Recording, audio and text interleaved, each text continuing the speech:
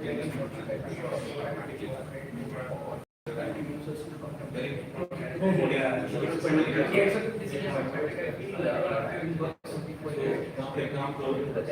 of I require to support the inflow of the cash.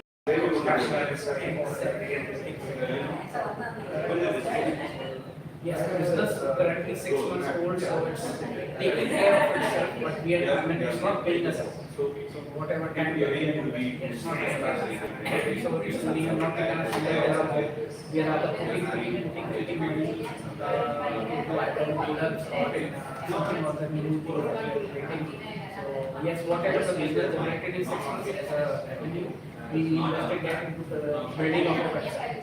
So we are putting money from our side and we put out the money from the business side. You can do that just money on paper. It's just come exactly. So that's also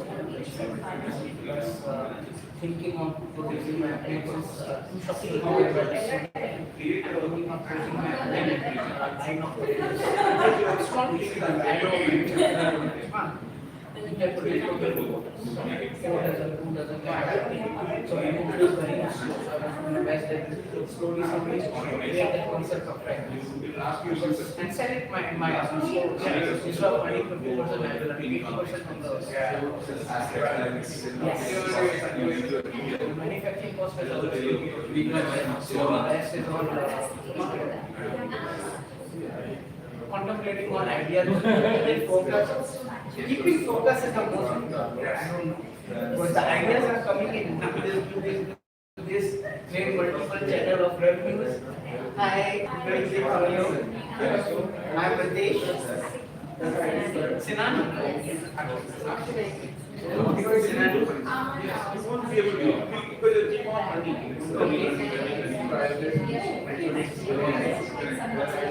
Great partner. Great partner.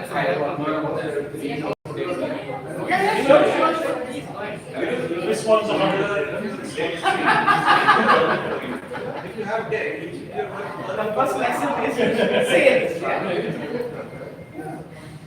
You know what is the interest rate of credit card? Senani is a very unique interest rate. Very different. First time I have been. Where are you from? I have my only 8% is what I use. all over. We had a couple of days in Colombo and we had a driver take us all the way out. Perfect. Everybody will. Most of the people have done that.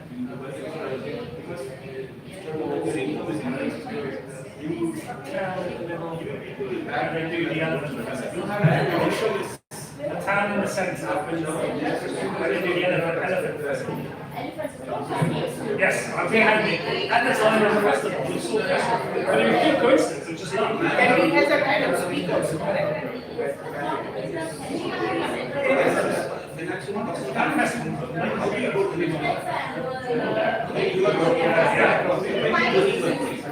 Let's connect on this. Now,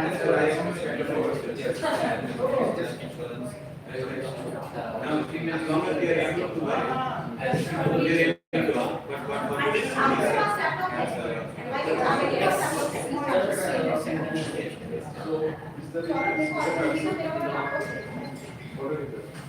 not here. It's there in the west and it's there in here.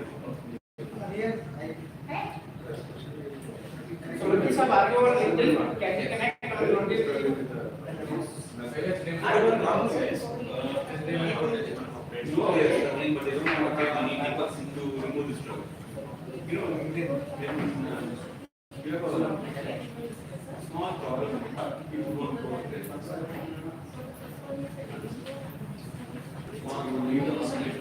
Some becomes big or the ask of the release or same with financial.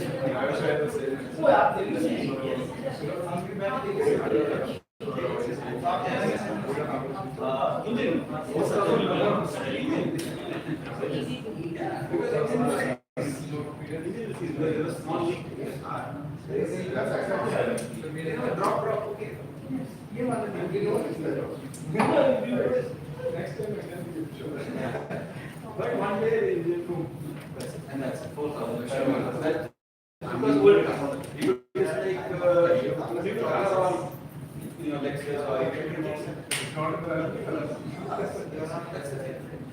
ഒരു photo പോയിക്കൊണ്ടിരിക്കുന്നത് പോണാണോ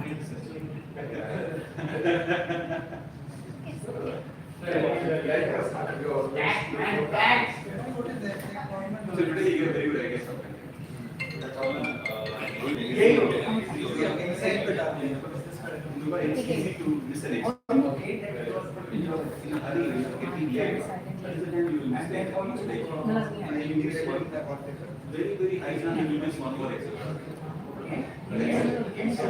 Why you do this? Because you do not have GPS. If you have the GPS, even if you have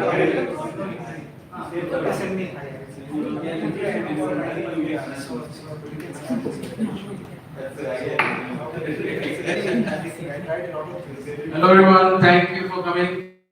Kindly take your seats. Thank you. Thanks for coming to the Metaverse Mastery.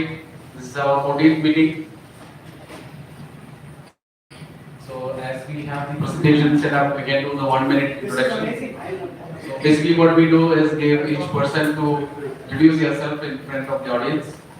And so we are live streaming to our group. How many of you are members of the DMB group, the Digital Marketing Dubai group? That's basically most of the members here. So who would like to come to the stage and like to introduce themselves for the 1-minute introduction?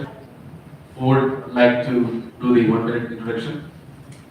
And someone has to keep count of the time also. Yeah.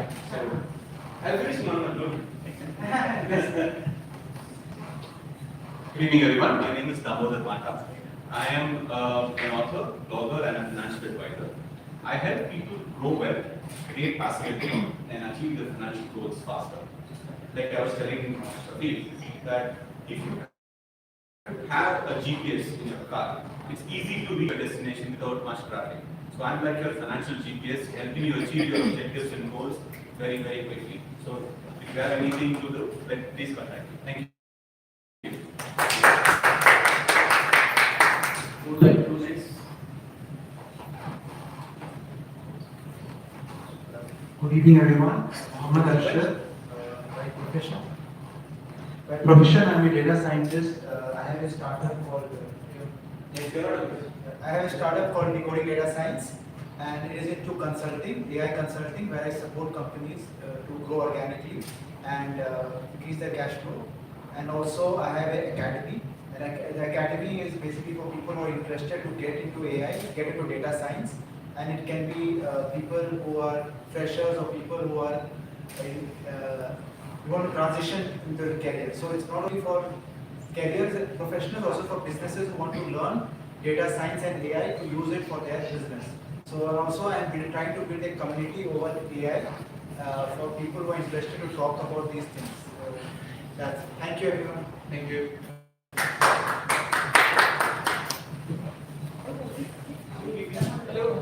Hello friends, my name is Ritesh Mohan. People call me Retail Ritesh. I'm a retail expert and my entrepreneurial journey is 6 months old. And I'm in a business of making women look beautiful with my retail accelerator which deals in beauty brands. It's a physical retail store and accelerator to incubate new beauty brands which wants to enter the UAE market.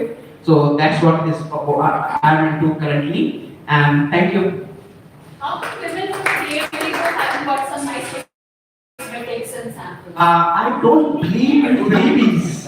You should come to my shop and then there is unlimited gifts for you. We gave vouchers, remember? Yes, we gave it. Thank you for saving me, Marina. At the top. Hi, my name is Patrick Cheeseman. I'm an e-commerce specialist. I teach people how to build online businesses. I blog, I affiliate market, and I mentor people and teach people basically how to do it. So if you're looking for somebody to help you build an online business and teach you how to do it, I'm your man. Thank you very much.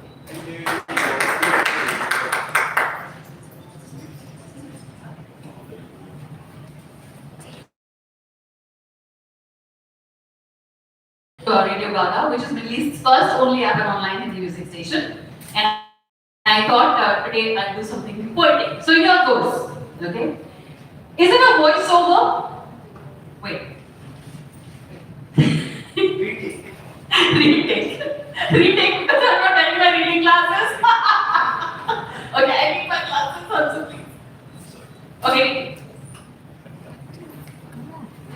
Is it कहते हैं footage खाना? Footage.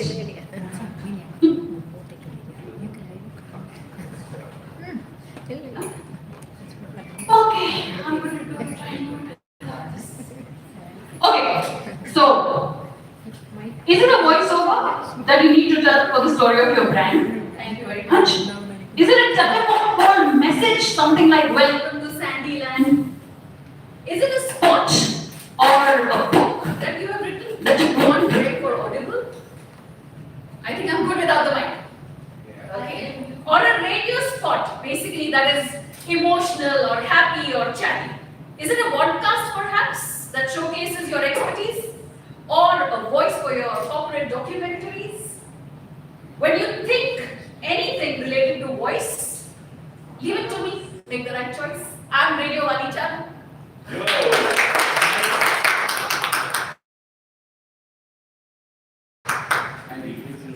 Okay guys, what I do, I just can read and say, it's a story in, Everyone has introduced themselves? yeah. Sorry. And And it's 1 minute introduction, basically. Introduction of yourself. It's not. Okay. So I think Hi, myself Dr. Ananda. I'm a cosmetic dentist working in Jumeirah. So if you have any problems to the tooth or something, you can contact me. And yeah, I'm behind the beautiful smile. Thank you.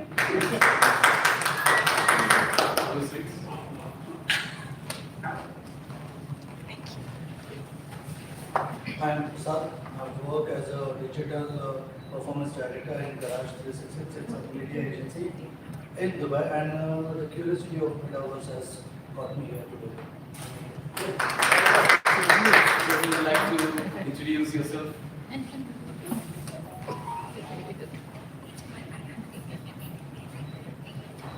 Good evening. My name is Anup. I work as a sales professional in automobile industry. Been to UAE for the last 9 years. Interested to learn more about digital marketing and marketing in general. Thank you very much.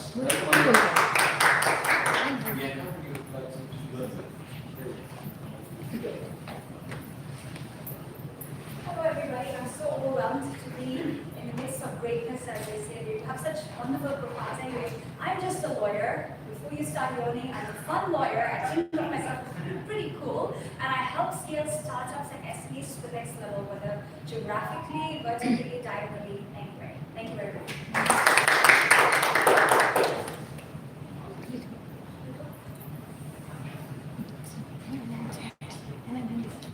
Hello there, my name is Nawar Khan. I'm a new person in this town. I arrived here maybe 5 months ago, still handling the situation, still knowing what's happening here. I'm basically into renewable energies, but I started to hate it after arriving here. That's why there is a lot of renewables in here. And I am more interested in the metaverse. Very interested in the metaverse and the digital twins that you can do based on the company profiles and this type of thing, and how you can make your individual metaverse. I'm from a different field, so I'm very interested in this gathering. Thank you for having me today.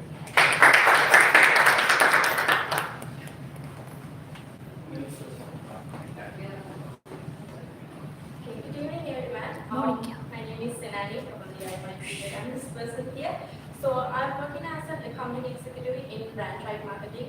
So we do digital marketing and social media marketing as well. So if you guys wanted to grow your brand in social media platforms, then brand tribe is the place.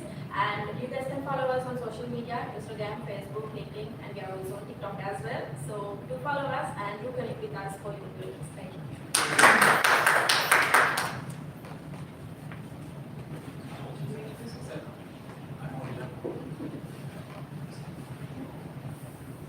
I'm sure others also there. You done? Yes. So you done with your introduction? You want to do it? Should I? That's okay. I don't need Okay, I've seen that people are talking 10 seconds, 15 seconds. Wow, we just like so punctual time. I'll just take 1 minute of your time to narrate a story which I read. The title of the story is called Chapeau. Chapeau is a very Indian nickname.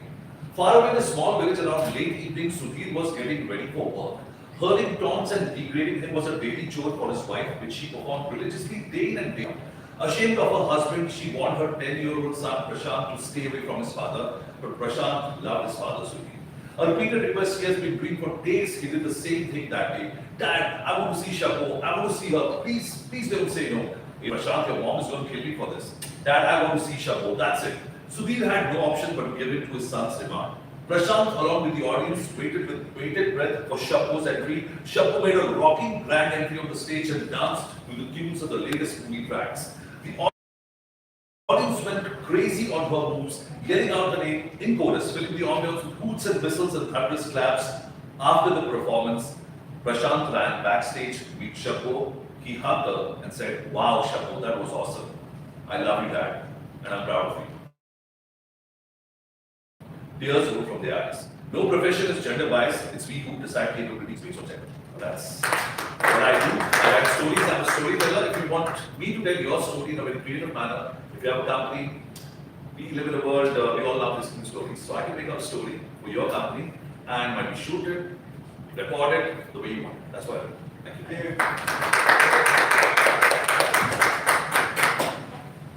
So I think I'm the only one here now. So this is Monica, and I run a small setup called Skyscrapers in Dubai.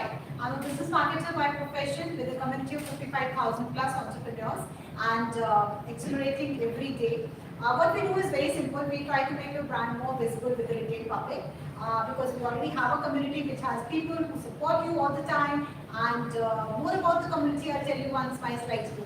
Thank you. So as I think the mic is not working. It's okay, we can small. Yeah. But still, I think it's better. So, as we have finished the 1 minute introductions, let's get into the session.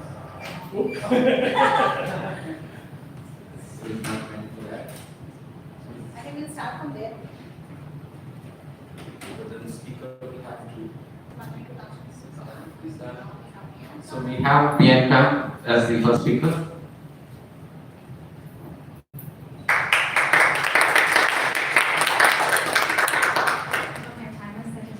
Everybody hear me through this mic?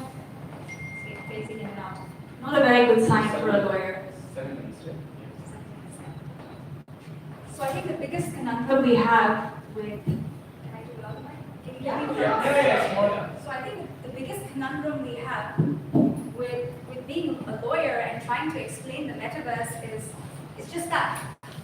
I don't know what to explain because there is no regulation. And regulation takes the longest time, as we all know. And as I followed Kishore here onto the stage, it felt like, you know how they say regulation always follows innovation? That's exactly how I felt. Innovation walking out and regulation coming in really slow, really delayed. So that the risk that we have, and the way I like to look at law and the metaverse, if you will, is from a very common sense point of view. I've always looked at having a law degree as having a degree of common sense. So if you ask the right questions, and you must ask questions, you will be able to navigate yourself at the outset very well in the metaverse. So the key is to ask yourself, as and when regulation comes in, what is compliance going to look like for me? We see people running to lawyers now. The trick with lawyers now is that Web3 lawyers advising on metaverse, etc., charge really high amounts of money because they expect you to pay them in crypto, right? They charge a lot of money, but what they're telling you is nobody knows anything, and regulation is sparse. But what they don't tell you is that when regulation comes in, they don't know what the cost of compliance is going to be. You don't know what the cost of compliance is going to be. Why? Because virtual economies, virtual rights, virtual trading, all this legal framework needs to be put in place. Literally, all the laws we have right now, if you think about it, they're created for human design, for human impact, for humans. But then we have to take the same framework and we have to transgress that into the metaverse. Do you know what a huge task that is? The regulators are not prepared for it. And to add to that, the other conundrum, that the world just got smaller in the metaverse. There are no boundaries. How do you identify your geographical boundary? How do you identify what's KSA and what's radio?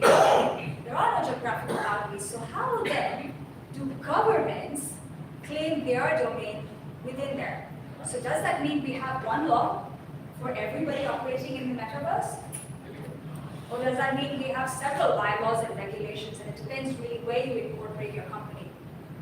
How then do we regulate it? So what I'm trying to say, I guess, is ask the right questions. When you invest, what are your rights? What are you disclosing when you're in the metaverse, buying that first NFT of yours? Where are you storing your wallet? How much are you investing? What is your risk appetite? And let's talk also about data protection, security, and consent. Even today, how many of you go onto a website, forget about the metaverse, how many of you go onto a website and a cookie banner pops up and you say, yes, accept all?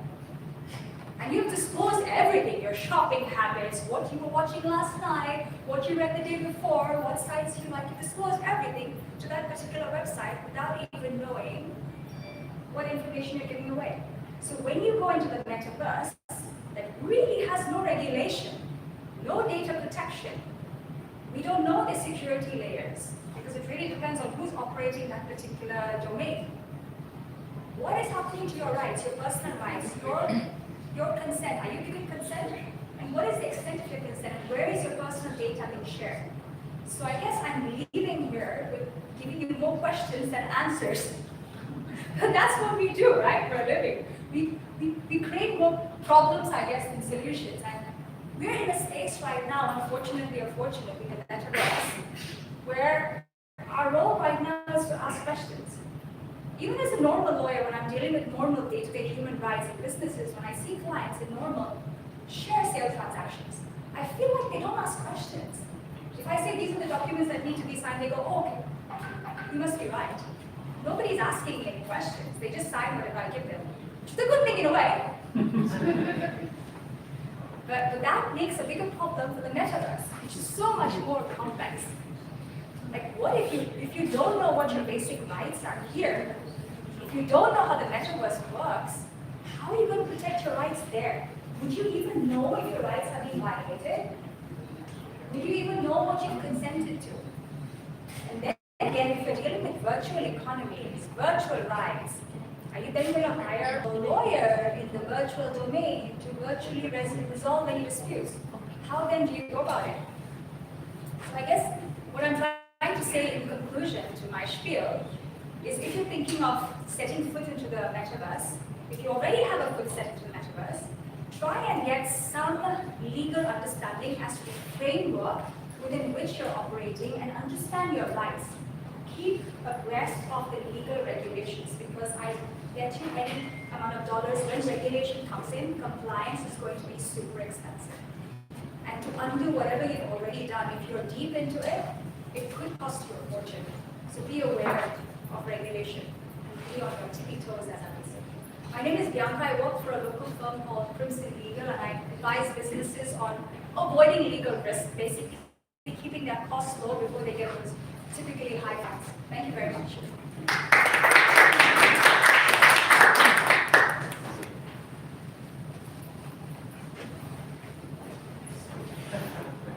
Welcoming the retail Ritesh, Yes. also by for any kind of retail expertise or consultancy, you guys can go back to it. Friends, today I'm going to talk about my journey. My journey as an entrepreneur is only 6 months old. So, it's a very solo kind of a journey. It's a lonely to be an entrepreneur. It's very scary. Most of the people here are entrepreneurs who would have gone through. So, how I have gone through last 6 months by watching movies, and what each movie which I have shown in my presentation deck has inspired me, my lessons as an entrepreneur I have taken out from those movies. First movie is 12 Angry Men.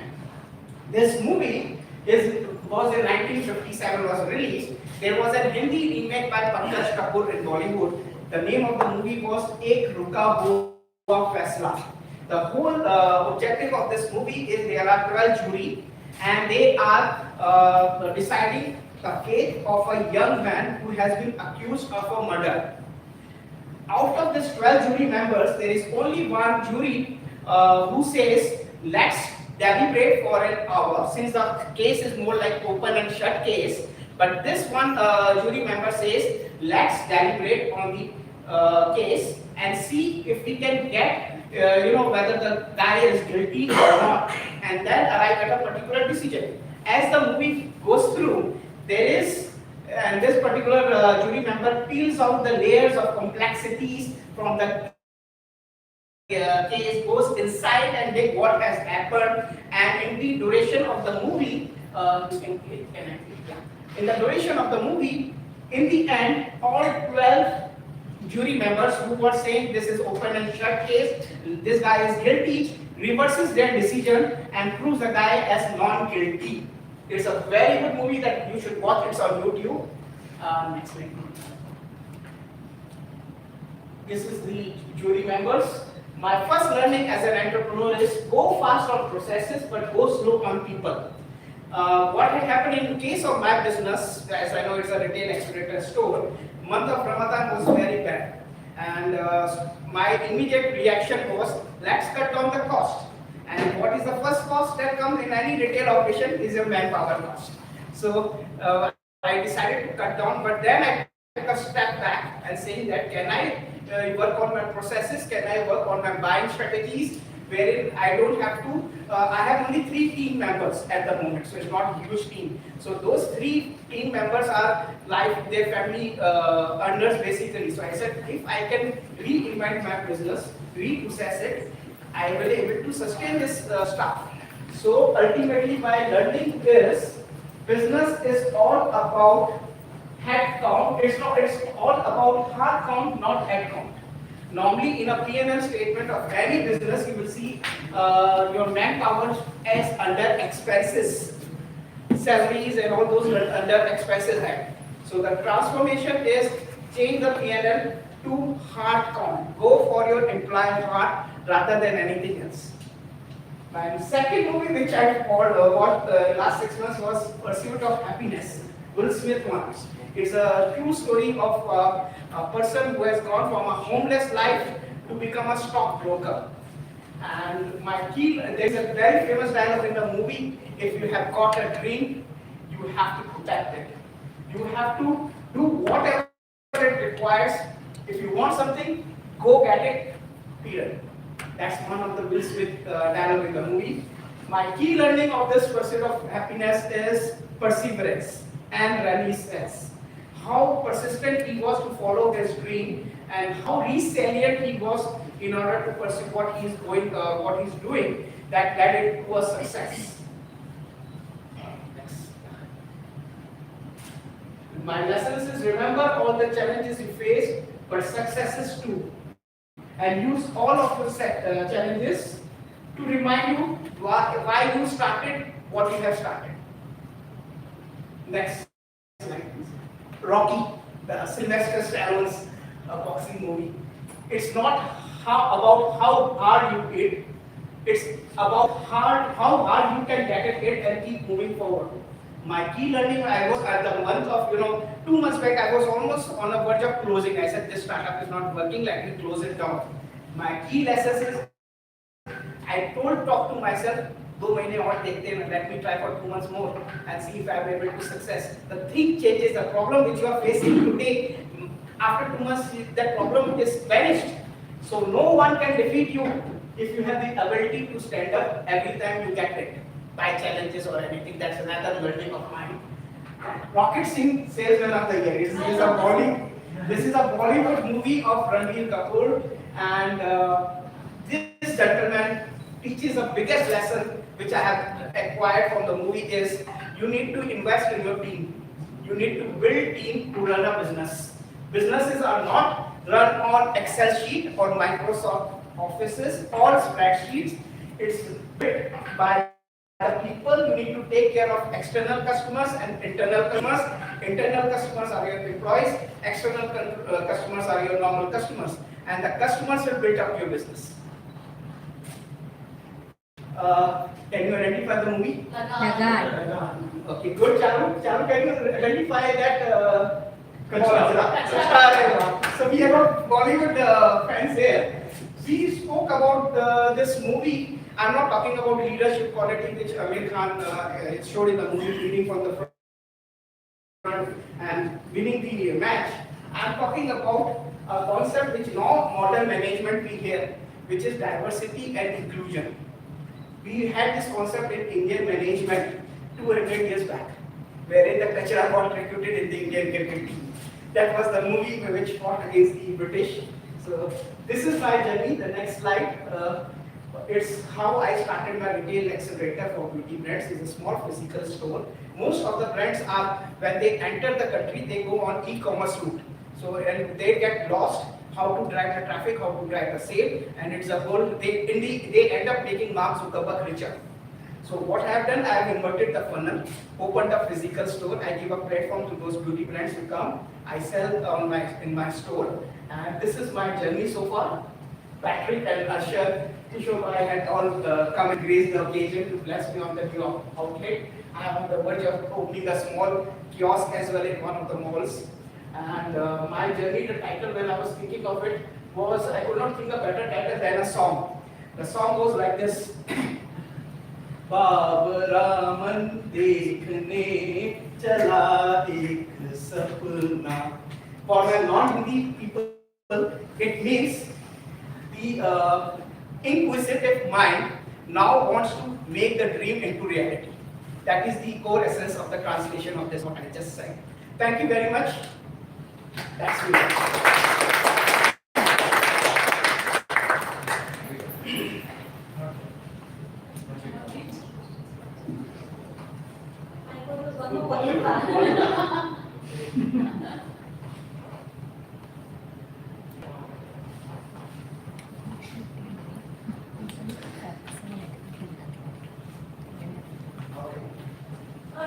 Yes.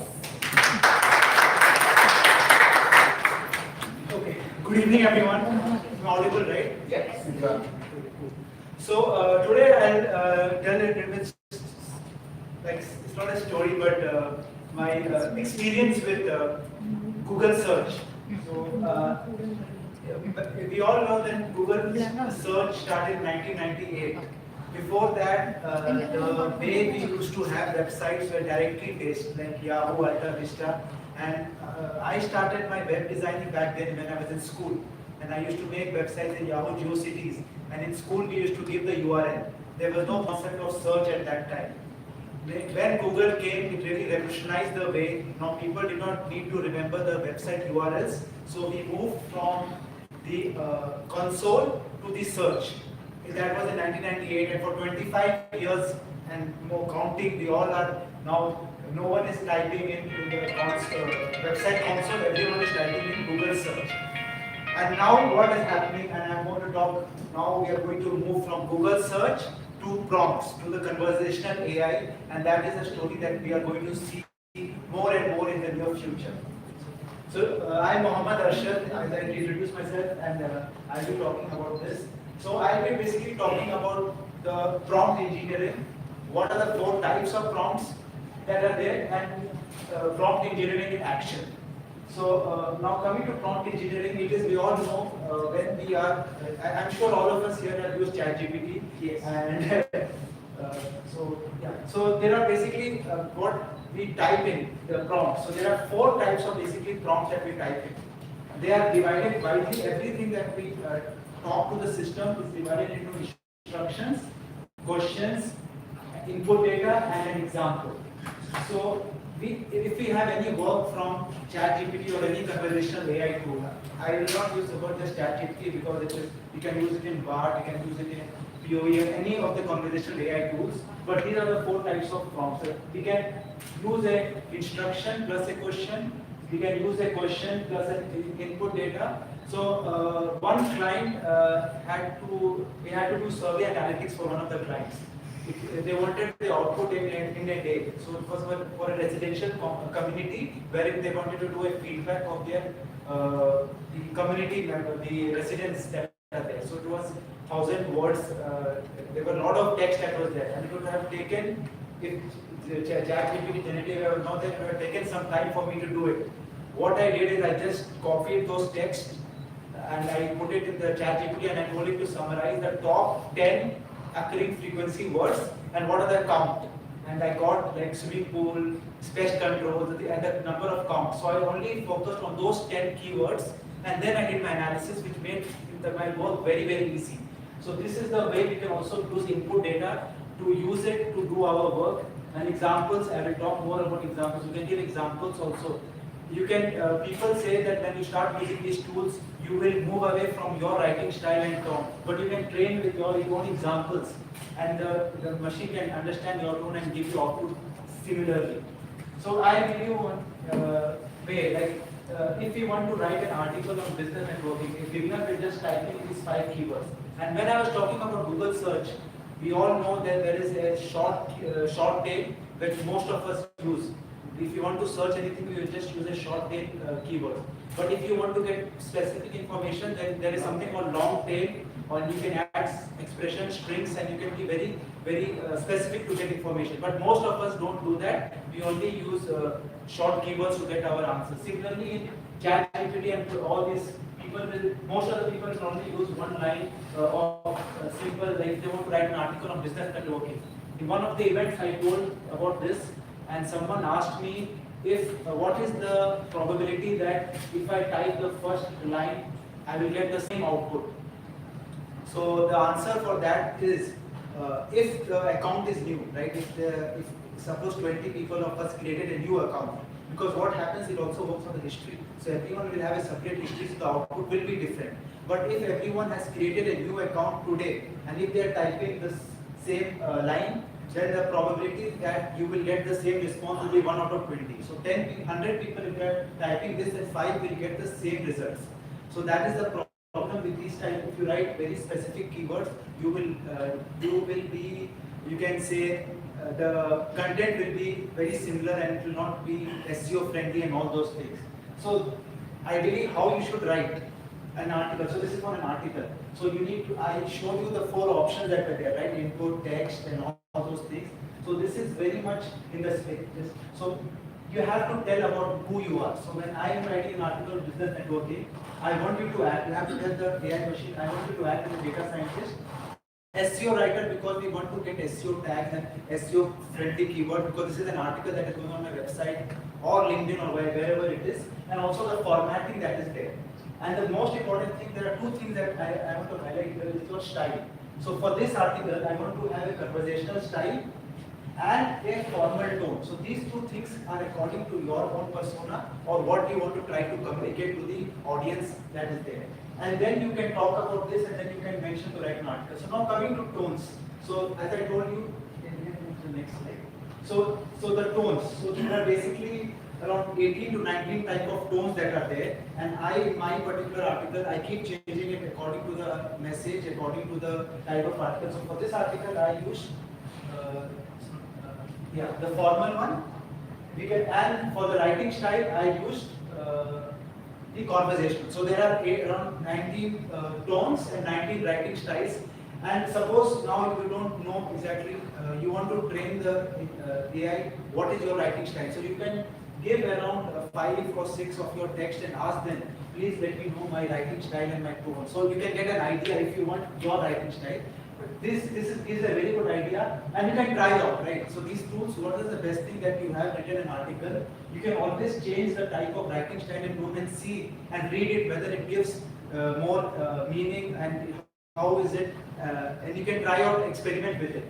And now coming to the image part. So this is, you can imagine, anyone of you can guess this, what is this image? Burj Khalifa. Yeah. So I wanted to create for this event one beautiful image. So if you write in DALL-E 2 is basically an OpenAI system for generating images. And if I just wrote, give me Dubai Sheikh Zayed note photo, you will get a very simplistic photo, right? But if you can use a prompt, so Gary 2 gives you 400 characters to write a good prompt that is there. So you can give it lot of prompts and lot of ideas. So what I told that I want something in snow. I want to see Sheikh Zayed Road, futuristic, with snowflakes and flying taxis. So this is the way we can play around and use these sort of creatives. But the thing is, you need to spend some time and write the prompt that is there and play around with it. And this is the way you can.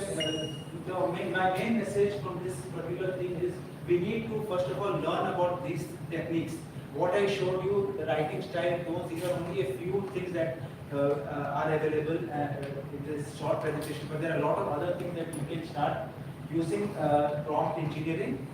Learn about it. Like Google, we could do away with it because they were giving us 10-15 options and we choose one of them. But in conversational AI, you will only be getting one output. So you need to be careful and you need to learn how to do prompts and always do R&D. Try to do iterations and see what works for you. And so that's it. And thank you very much. And any questions that you take. Before we go into the next speaker, let me tell you what has happened right now. He has done something which would take usually people a couple of years to figure out. So he has put in all the efforts to learn everything and put everything on a plate. Also to our members, the DMD group who's watching live stream, and he has given it to you on a plate and you can consume it.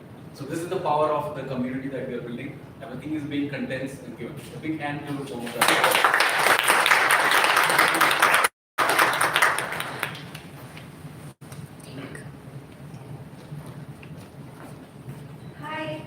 I know everybody's thinking why I got these two things, because every day you people are using it.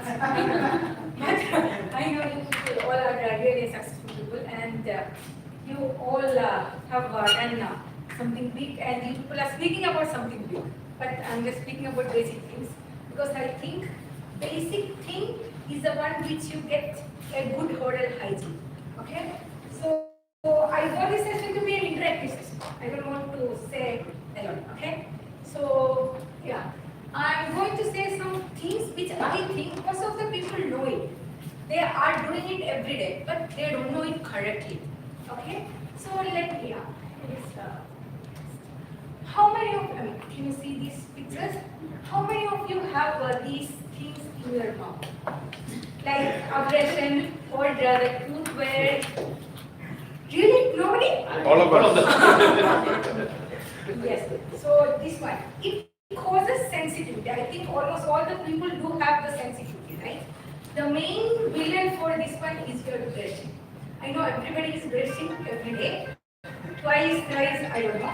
But the main villain is the method of brushing, not your brushing. Because the way you brush makes the difference. Okay? Now I want to check how you're brushing, how you are holding the brush. Like, can you see? Can you show me how you are holding your brush? Okay, so I'll tell you later. Now, how you are holding your brush? Yeah, okay. And, okay, you? I do it in a rotational way? Yeah, okay. Okay, how you are brushing? I'm videoing you, I can't. Okay. Now onwards, I want all of you to hold your brush like a pen. Okay? You have to hold it like a pen towards the bristle, so that you will get the full grip of your brush and the bristle. Because if you are brushing like this, you will like, oh, I have to go to office. No, you have to hold your brush like a pen and keep the bristle 45 degrees to your gums and in a rounding motion, so that you will get benefit from three things. One, you are just massaging your gums. Second, you are swiping away the food particle which is lodged between the tooth. And the third, you are just cleaning the surface of the tooth. So today onwards, start these things. Hold your brush like a pen, put a 45-degree angle in a rounding motion. Okay? Yes, this is the one which I will. Now, what are the steps? I hope almost all the people are using floss, mouthwash and brushing, I hope. Right? So, how many of you are using the floss before brushing? Are you using it before or after brushing? Before. You? Okay. After. Before? After. Yeah. Before or after. So what I recommend is to use the floss before brushing. Okay? Because while flossing, you are taking away the food particle which is lodged between the tooth, right? So once you are taking it out, there is a chance that the food will stick on your tooth. So after the flossing, use the brushing so that you can take away all the food particles. Okay? Then use the mouthwash. And how many of you are using the mouthwash soon after the brushing? Everyone? It's okay, but don't use the mouthwash soon after the brushing, because the paste which you are using contains fluoride, right? So the fluoride has to stick on your tooth in order to protect your tooth. So what will happen is like the fluoride which on the top of the tooth, once we use the mouthwash, it will wash away the fluoride. So the fluoride takes 15 to 20 minutes to get into the tooth in order to prevent the cavities. So always use the mouthwash 15 or 20 minutes after the brushing. Or you can use it before, but don't use it soon after the brushing because there is no use for the mouthwash and excise waste. So, and close. I just want to tell you, always keep this small floss in your pocket. And soon after you have some food, you have to take out the food particles inside your tooth, I mean between the tooth. Because I saw many patients who are getting the cavities in between the tooth. You understand? If suppose this is the tooth, most of them are getting in between the tooth.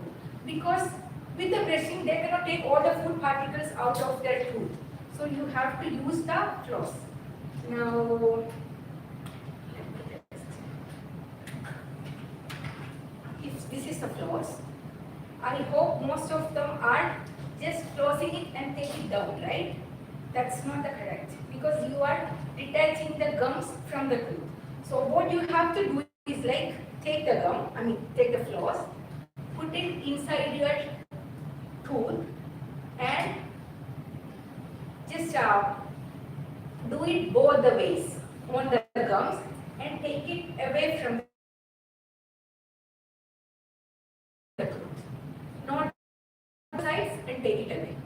This is the method of flossing. Now, yes, toothpaste. I'm getting more question about toothpaste. Which toothpaste do I have to use? Which content and everything. You can use whichever toothpaste you want, but it has to contain fluoride in it. Because the fluoride is the main content which helps us the tooth to protect it and away from caries. So you have to use the toothpaste which contain at least 1000 to 1500 parts per million fluoride. So always check the toothpaste. And if somebody is using the whitening toothpaste, don't use the whitening toothpaste continuously more than 2 months. Just give a just give a space for 2 months, then again use it. Because the whitening toothpaste contains abrasive material in it. It will upgrade your tooth. So its whitening toothpaste is really good, but don't use it continuously like other toothpaste. Now the next. Can you see the teeth wear? I think almost all the people, I think 90% of people do have the abrasion in their tooth, the centers. Or they are having the chipping of the tooth, chip tooth, everything. This is because unknowingly you are grinding your teeth in the night. We wouldn't get to know. It's not like snoring. Everybody won't get which one? Okay. I'll just borrow 1 minute, please. So it's because of the dryness, you will get the pain over TMJ, and you will get eventually you will get the migraine. Some people do have the clogging, like when they open the mouth, they will get lock or tick sound. It's because of the night dryness. So you have to treat it with the night bar. This thing you have to use it in your night while sleeping. so I have to tell many things, but that I use there. So if you have anything, like any question or anything, you ask me directly. Thank you so much. Can you also tell them to visit your center? Yeah, sure. I'm working in Jumeirah, so if anybody needs any dental treatment or anything, even insurance is covered, so you can come directly. Thank you. Thank you. So one of the differences of the metaverse mastery is variety is spice. The variety is the spice of life, as Shakespeare said. So we had Mohammad Arshad with data analytics.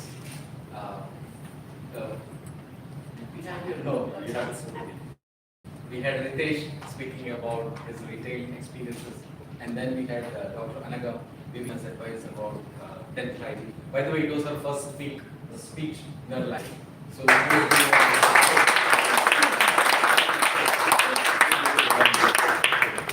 Guys, it's so so many as people. is Shah Rukh Khan, Yeah. Finally.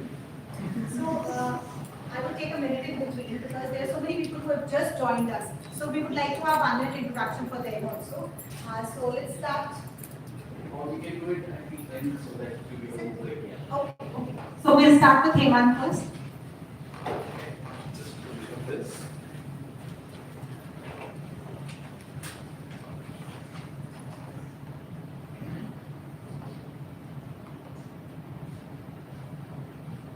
He's behaving like Shah Rukh Khan. Yes. Come, tick, one. Yeah. Absolutely. Okay. Is it on? Is it on? Is it on? Somebody said $100. Okay. So, okay, we just move the slides. Great. So let's move on. Where did my slide? Oh, that was the last slide. You have to first praise us. This is like going in reverse. So this is like watching the movie backwards. But how can the first line and last line be the same? Huh? It is. You end and start on the same note. So that's what I do. Ladies and gentlemen, I am Hemant Jain. I am a success coach, a life coach, a business coach. Now, of course, popularly known by these names. The clarity coach because I give clarity to people, and filmy coach because, as you've already seen, I use a lot of movies in my talks, a lot of movie references. So let's get going. We are going to talk about the power of collective wisdom. Of course, Amitabh Bachchan said those famous words: parampara, pratishtha, anusashan, tradition, honor, and of course, discipline. Golden words are pretty much relevant all through, let's say, ages, and they will be relevant even tomorrow, even in the age of AI. You might want to shed a little bit of your tradition, but honor and discipline, that's going to be a conversation. Discipline, of course, is something we always require, but honor, let's equate honor to copyright, to honoring the originality of content, the conversation about originality of content in the age of an era of ChatGPT has been a constant one. Like, if ChatGPT creates something which is based on the creations of hundreds and thousands of people, now who's the owner of the content? If I wrote a book tonight, because the ChatGPT could write a book overnight. So if I wrote a book tonight, who's the author of the book? Me or ChatGPT? Or those hundreds of people on whose articles that book was created? Where does it lie? So, of course, interesting conversations. Yes, of course, Saluba is here. When it touches your heart, but it doesn't make sense. So, a lot about the new era of AI, metaverse. You get a hang of it, and then some new news comes in, and it again completely challenges your own perceptions. So let's get going. Okay. So today we are going to talk about collective wisdom. So we start with, of course, movie references. A whole lot of movies we have been feeding on Hollywood, Bollywood, Tollywood, all kinds of movies. And there have been a lot of movies where the main protagonist, either male or female, is just one single person fighting against the system, the families, everything. But of course, with time, even people got bored with the single one, so they decided to take a duo. Bring in a contrast, two personalities having a bit of fun with each other, right? From Bachelorette to Armani to all these ones which we have seen over the years. But then, of course, as we move on, someone in the team said, can't we just, why do we need two? Can we get the same actor to play two roles? We'll save on some cost, at the same time we'll have to, that give rise to, of course, the double roles in the movies. And you had a spate of double roles coming in. But of course, somebody got more creative. Why just two? Why not three? Why not four? Right? That's what we started seeing. And then, of course, why not? And he said, I don't need anybody. Kamal Hassan said, I'm going to play 10 different characters, 10 different unrecognizable characters. Rumor has it that he even wanted to play the female lead. But then somebody shot it down. Okay, so let's move on with that. But why am I talking about all these things, right? Because whether it's 1, 2 or 3, it's still limited. Then you create a team, and when you have a bigger star cast, let's move on to the next slide, which is whether we talk about Lagan or we talk about Oceans 11, 12, 13, and then when we went back to 8. So sometimes the numbering system gets odd, but it was about putting a whole team together, each person bringing in something very special, something very different, something very unique. And the biggest of the tasks, whether it was winning a match, getting hold of a dacoit, or of course, okay, things are moving on the road, yeah, or it was finding Thanos. To put together, you could actually circumvent the biggest of the things. And that's what even the corporate world has been teaching us. Team together, everyone achieves more. Great acronym, but when you actually realize the potential behind it, you realize that the more heads you have around the table, the better will be the brainstorming of ideas, the better will be the product or service deliverables or the development of products. Greater will be the overall effect of whatever you are trying to achieve. In business, even in personal life, bring the heads together. Collective wisdom. That's what I'm going to talk about today. So, going forward, of course, entrepreneur. The average entrepreneur is expected to be absolutely not jack of all, master of none, but master of all. Right? Should be great at marketing, at sales, at product development, customer insights, everything. But the average poor guy is not like that. He is very different. Very different. Yes. He's got his ideas. Okay, let's go back. The average guy, he's got his ideas. He starts out his business with his vision. He has got his strategic goals in mind, plans in mind, and he just wants to execute it all, often without a team. The large number of solopreneurs out there who are trying to make it work, right, without a team. They are trying to get help in whatever way possible, by outsourcing, by talking to people, like networking. They find people who can help them with their business, the things they are trying to achieve. Right? Now, how do we change that? Yes. Challenges faced by the businesses, go next. And of course, who do you call? Who do you have in your network, in your circle, who you can rely on? Of course, going on ahead. Yes, of course, AI could be your help, right? ChatGPT or any other AI tool could be your help, but do understand and do appreciate the fact that you're literally asking help from yourself because you need to prompt the AI with your questions. If you are in a point where you need external help and you're not able to figure it out yourself, it might actually not be a great idea to just go and talk to the AI because it's like you talking to yourself. Within a room of a chamber of echoes, you are asking a question and the question comes back to you without probably the right answer because maybe you're not in a position when you are inside the problem to ask the right questions, and that's what makes a difference. So you need someone else for help, a friend maybe, a friend who would probably understand you, but probably does not understand business. So you need a friend from the business circles, and you might have one, and they might also be able to help you in their own limited ways.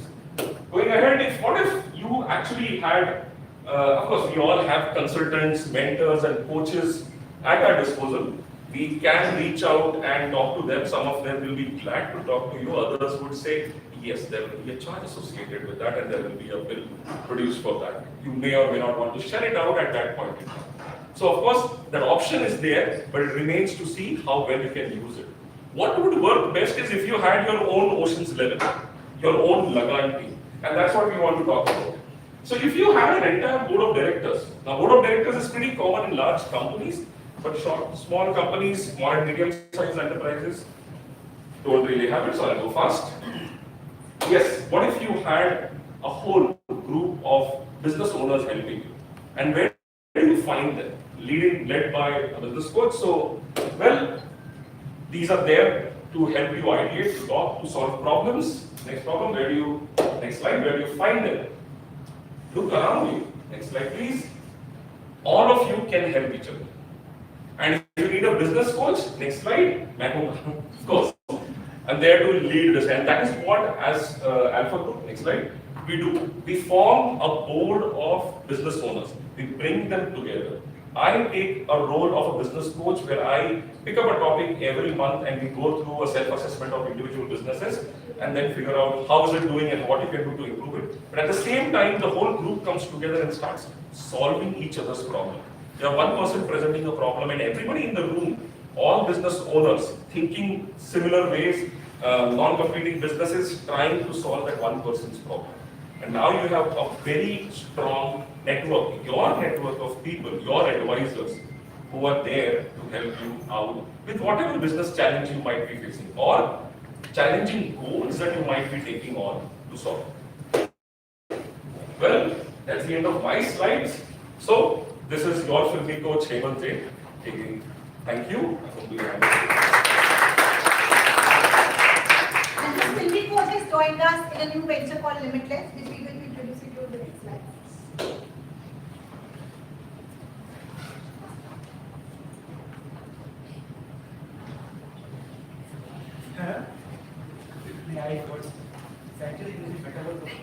Patrick.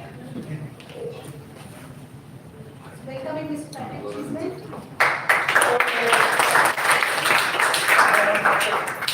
Today I'm going to talk to you, I'm an e-commerce specialist amongst other things, and I want to talk to you about some of the fun I've had battling in the UAE market, trying to find new e-commerce customers for my clients, and the observations I've made. We all know the e-commerce market is growing. I mean, it's spectacular around the world, particularly after COVID, there's a massive reaction there, so for obvious reasons. And but one of the things I noticed in this market, I like to do a poll here. Hands up, who's bought something online in the last 3 months? Okay. Did you pay by credit card, or hands up if you did by credit card, or hands up if you paid cash on delivery? There's 1, 2, okay. Here, 3 over there. Right. So, cash on delivery is still a really important part of the market. Okay, I have clients that 90% of their e-commerce business is cash on delivery. They're mainly in the retail business because people don't trust vendors. They want to see the clothes and see them physically first before they buy. So how do you overcome that? It's a really complicated issue, particularly for clothes sellers and perhaps even food sellers and a few others as well.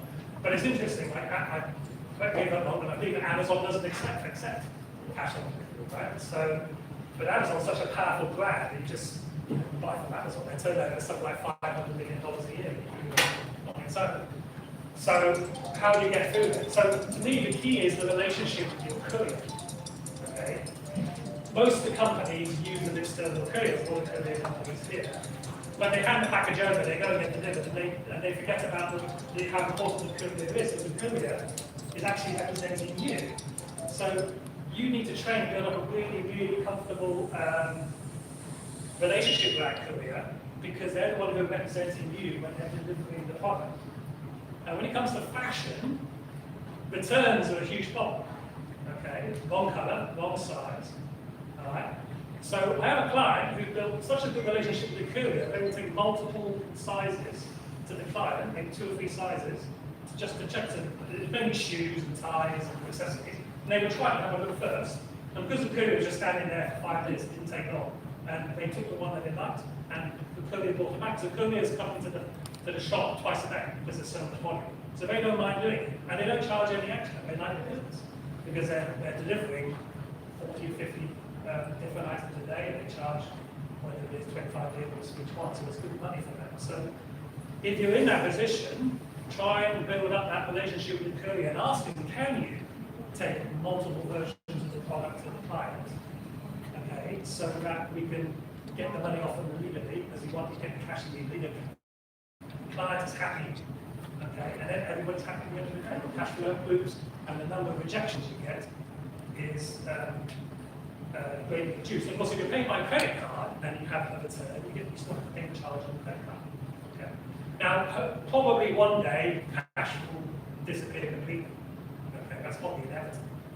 But at the moment, if you want to take advantage, then that's what I would suggest. Things I would also see, colours and style. We had an interesting one. I had a client that, just for fun, we were talking about it. The add to cart button on the Zcon was black. We changed it to red. It increased sales by 10%, nearly 10%. Why? Because people love the colour red. Now, his main clients were targeting Africa, Asia, and Middle East clients. And so the passion for the colour red may be cultural. Of course, but maybe it means different things, because in the UK, red normally means Asian. So, but other countries, other cultures, maybe the red's fantastic. I love it. It's exciting, it's spectacular. It depends on, it's not right or wrong, it just depends on how you were brought up in the culture. And of course, in Dubai, we have a mini United Nations in the UAE, so sometimes, depending on who you're targeting, you might have to think about even something as simple as an add to cart button, the colour of it, to entice people actually. It's funny, it's something when we kind of jokingly tested, and it had quite a big effect on the sales. So, interesting. Next one. Marketing channels. We all use LinkedIn, we all use Facebook, we all use Google, and others. It's a battle going on there because most of the clients I use only really tested one. They run Facebook ads, and that was it. But actually, you shouldn't be doing that. You should be testing all of them simultaneously, at least one after the other, testing what's going to give you the best return on your advertising spend. And it's a continuous process. This I have to stress, it's a continuous process. Measure over the last week or the last month, depending. Work out which one is working and then focus on that. But don't ignore the others. You've got to come back in a few months because trends change. Yeah. It also, if you've got new products, they might work better on Twitter or Pinterest rather than Facebook ads and LinkedIn. It all depends on who you're targeting. Yeah. But the point is you've got to keep testing. Yeah. This is a battle to find more clients. And if you just test one thing and run with it, it's working okay, and you might tweak those Facebook ads. Okay, but if you're ignoring Google ads and all the others, you're missing out on potentially something much stronger. Payment gateways. When I started doing e-commerce in the UAE, there were like 2 gateways. I think PayPal, which were a nightmare at the time, and a couple of others like Teller. Yeah, we have is like, I did a list on the group a few months ago. I think we came up to about 60 or 70. So payment gateways are easy to connect to and easy to switch. The hardest thing is getting the bank to approve. But technically, it's very easy to switch between payment gateways. So whoever you're using, you can negotiate. You know, after 6 months or a year, you've got a proven track record and you're actually selling. There's nothing wrong with going back and saying to them, if you don't give me this deal, I'm going to move to this one. Yeah? Or first get the people. But put pressure on them. They had it so good for so long. Your power is now on you because you've got so much choice as an e-commerce vendor to choose between many, there are 50 or 60. I have to drag that list up. And they all charge based on the things. So that's basically it. If you keep battling and battling and battling and battling and battling and battling, eventually you will achieve it because you were consistent. Okay? You're testing out these things. You've got to keep testing. If there's one thing to summarize this little presentation of mine is test things all the time. These things are changing all the time. Yeah? New technology comes along, we've got the chat GPT stuff and all that coming. That's just the beginning of a new wave. I'm talking, you'll see a lot. I imagine there'll be a lot of presentations I know today on chat GPT and how to use it in the future. certainly I've been using it in blogging, I've been using it on e-commerce, and I'm sure there'll be a lot of presentations in the future about it. Test. So that's it. Yes.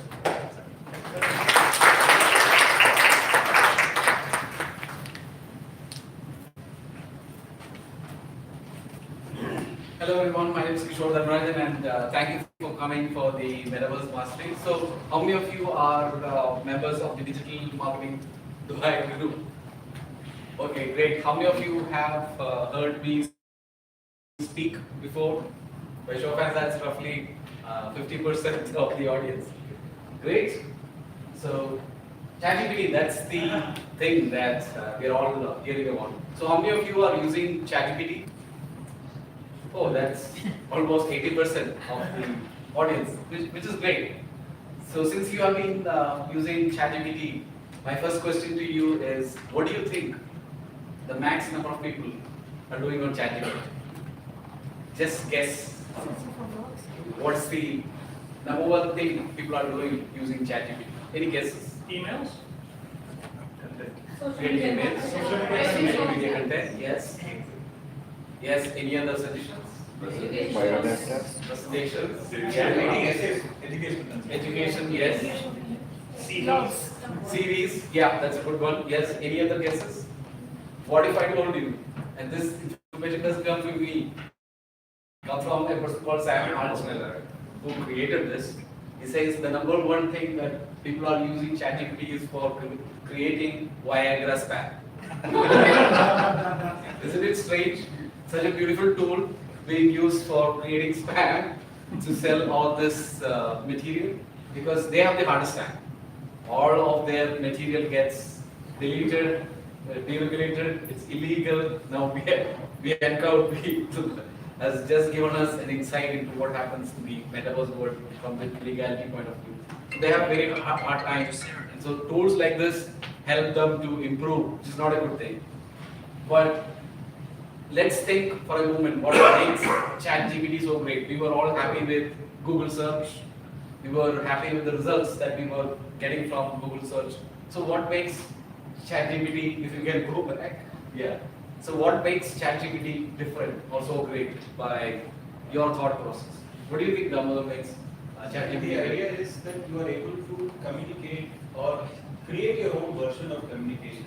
In Google, you have information which is already there, and it's not something, it's not your voice.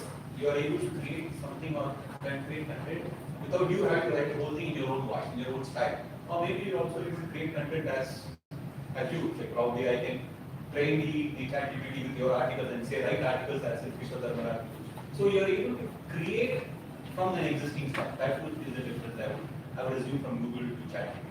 That's a good point. That's a good point. Anyone has any other? Yes. Getting the specific answer rather than getting multiple links, what Google does, getting a very specific answer to the point, to the core, in a very conversational style.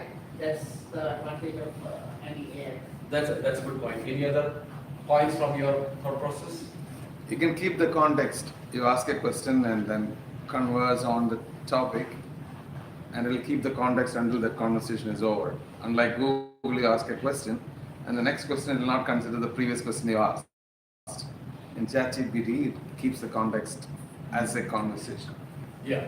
You get more of a structured kind of an output from the query. That's a good point. It's Yeah. in a very organized form. Yes. Well, actually, it can answer questions in ways that you couldn't imagine the answer is in it. But I noticed that different chat agents have different answers, and I just learned today from Muhammad that you can train your individual account to answer based on your input in it. I didn't know that before, because Google have usually, it doesn't give the answers.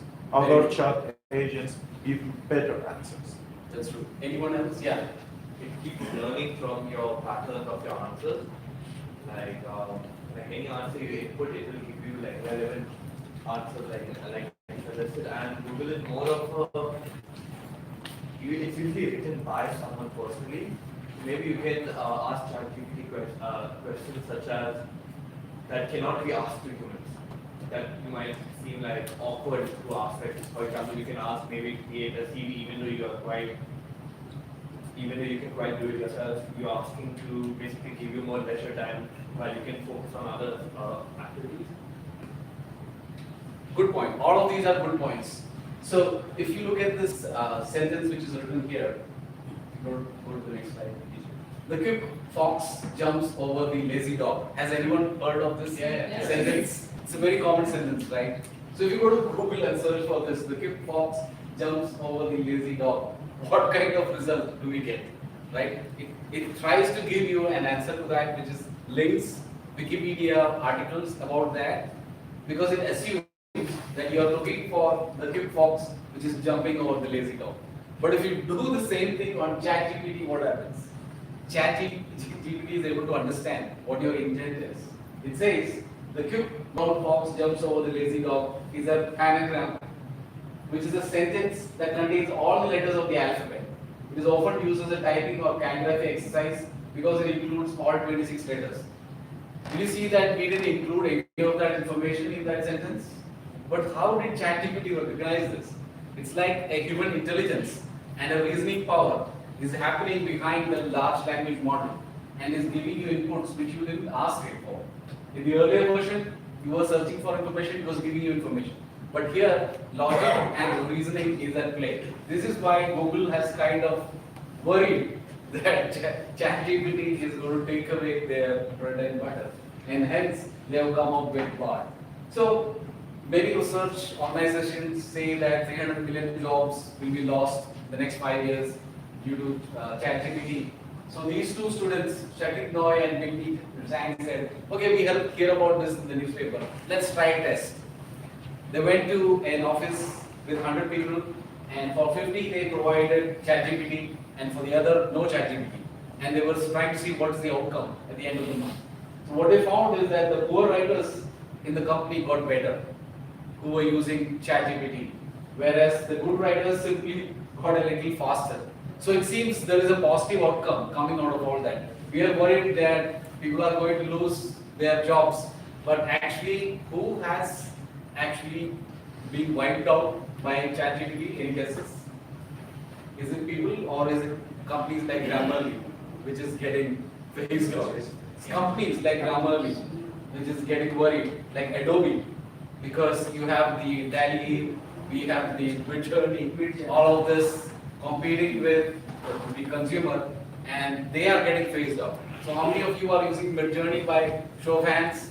That's for 5 of us in the room, and we'll 6. We'll get to that. The main guy is standing at the back. Yeah.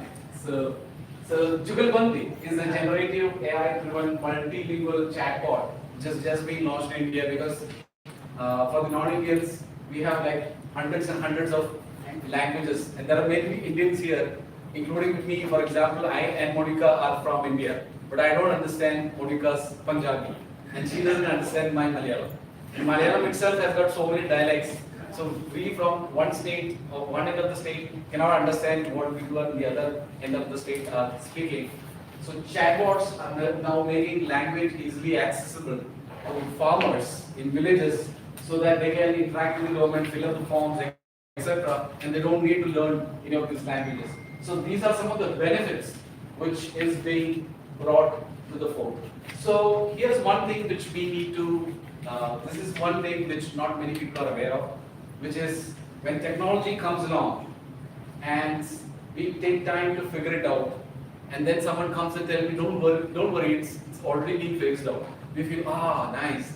The metaverse came, the metaverse is dead, right? Everybody is losing interest in the metaverse. Wow, that's another headache taken off. We don't have to be worried about the metaverse. Let's continue on our journey. But if you analyze what the big companies are doing, is really the metaverse getting phased out, or are they taking advantage of it in the back end? If you look at what Microsoft is doing, for example, one of the projects which we are working on is, if you can go backwards, this is an actual project which is happening. So what this lady in the corner is doing is, she has a VR headset and she is operating an oil rig from her bedroom. So from that VR headset, she can do many of the manual tasks over there, and she is also assisted by a ChatGPT equivalent. So they have created a ChatGPT equivalent, which is in a human form, and that ChatGPT equivalent is already advising her on technical stuff, which she is not aware of. So she might be a highly educated mechanical engineer, but that doesn't mean she knows all the aspects of the job. So she is being assisted by this superhuman intelligence with all the nitty-gritties of the work. So this is something which Microsoft or Google or none of the big companies want to share with us, because let the common people believe that the metaverse is dead, the metaverse story is over. Mark Zuckerberg has moved on into the AI world, and the metaverse is being brushed under the carpet so that they get some time to build an infrastructure. And when the next wave is over, there is Microsoft, there is again Google and Facebook who have the big tech all sorted out. So we are all late to the game. So we have to keep in our mind that metaverse is not dead actually. A lot is happening in the metaverse. And let's try to explore one by one. Before we go into that, this gentleman, Sam Altman, anyone know who this person is? By show of hands? Sam Altman. Okay, Sam Altman has created a product which all of us are using, which is ChatGPT. Yeah, so he's the creator of ChatGPT. And when this gentleman, he puts in money in the crypto project called WorldCoin, everyone suddenly wakes up. We all thought that the crypto is over, the blockchain is over, that is another headache brushed under the carpet. So why is this chap suddenly going and investing in this WorldCoin? Have you heard of this project called WorldCoin by show of hands? Okay, so there is one person here who has heard of WorldCoin. The next meeting when I ask this question, all of you should raise your hands. Yeah, we know. Sam Altman's project, yeah. So what is the difference between this crypto project and the other 101 or 1001 crypto projects, most of which are fake, by the way. So that's why it's not really recommended to invest in crypto without going through someone like a legal expert. So it's a big risk. But what's unique about this is that it's based on a biometric imaging device called the OR, which verifies a person is a unique person and not a bot.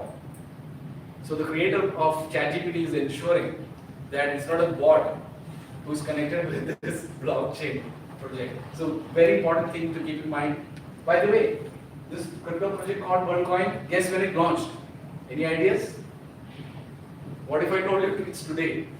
It was launched today, right? So we are getting, the DMD group is getting the latest information. It's not yesterday's, it's today's information. That's how cutting edge we are. So how is ChatGPT actually helping the metaverse? We now understand that the metaverse is not going to go away. A lot of things are happening in the background. And how is ChatGPT playing into all of this? We have Magic 3D. Anyone aware of Magic 3D by show of hands? Great. So we have 3 people in the room who is aware of Magic 3D.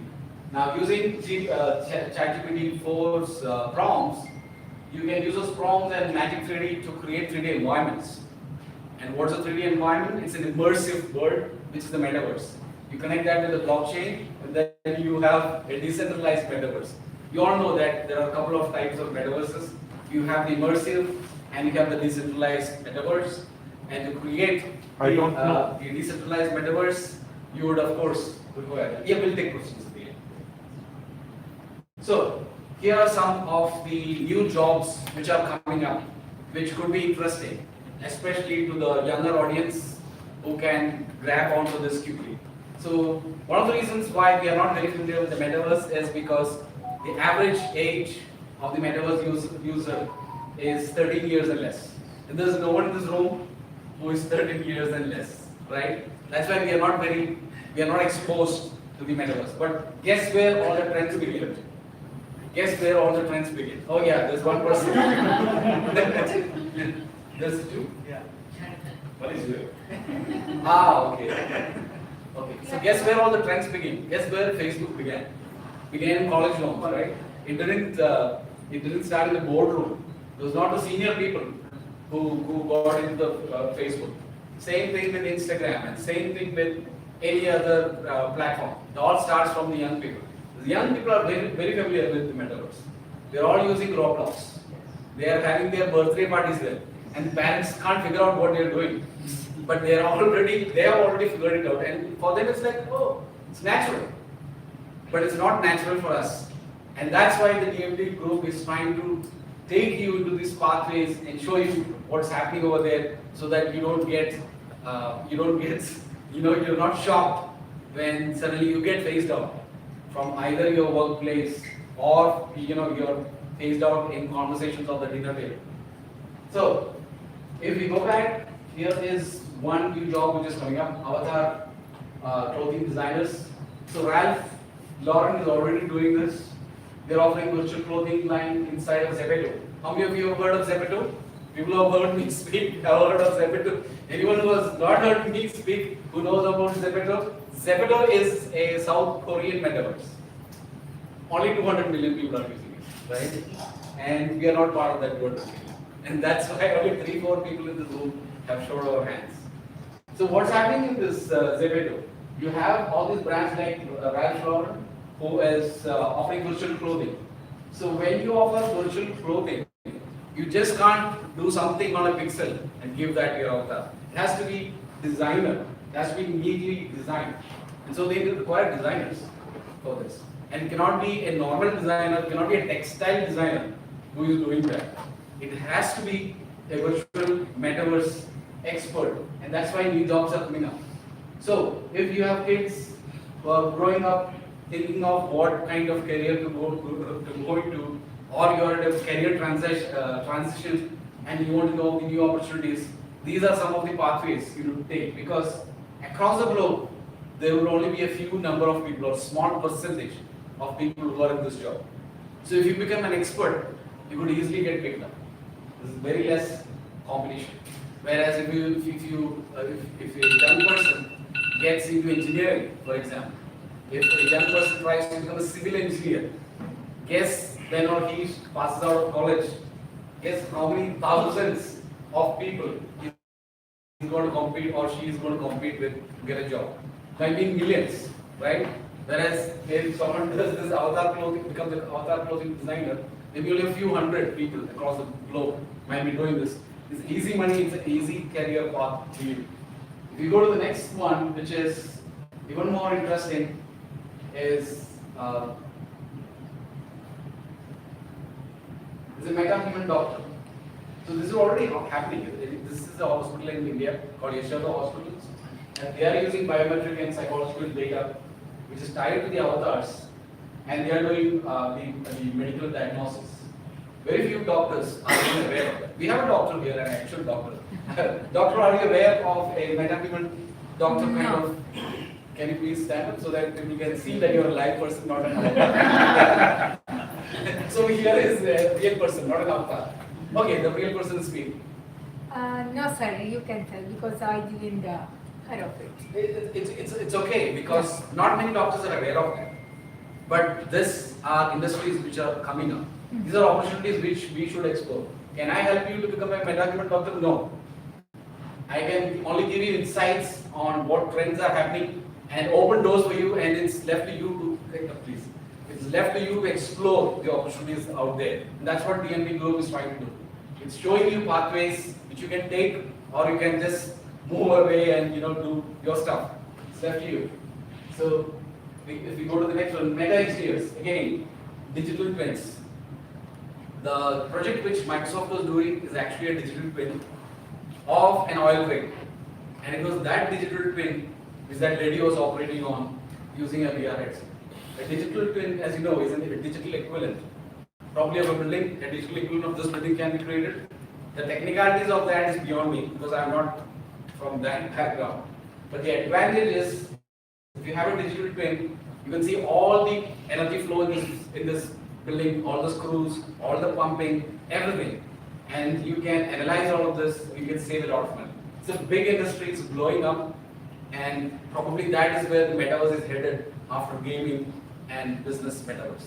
So a huge industry which is left to you to explore. So we shouldn't be sleeping on the fact that we read in the Fortune magazine that the metaverse is dead and the metaverse is not happening. So we need to be aware of all of this. If we go to the next one, the meta managers. How many of you have heard of Horizons World? By show of hands. So that's it. How many of you have heard of Facebook? It's Facebook's metaverse, right? And they have the Horizon workrooms. You use your VR headset, you create a personalized office. You go in there, you work, you meet your colleagues over there. You can have coffee chats. You can transport your laptop into there. You can have your Zoom call inside there. So it's very cool, although it's not catching up. The whole concept of the Horizon workroom is not catching up. So Meta is trying to use their staff to become accustomed to this, but people are resisting that. That's because it's a new habit. It's a little difficult to wear the headset. Unlike wearing glasses, this one is bulky. It kind of obstructs your vision. So humanly, people are not really getting into it. But that doesn't mean that this is the end of the story. Because in the next step, things are coming into your mobile phone, like Decentraland. How many of you are aware of Decentraland? By show of hands. So you can use Decentraland on your laptop.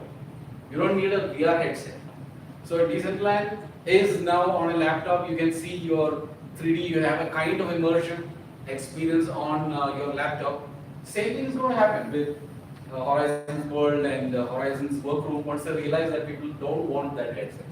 And Apple is coming up with their $1,000 VR headset, which is going to make this cool. So people will think, oh, it's a little difficult, but anyway, I'm going to use it because it's a cool thing to do.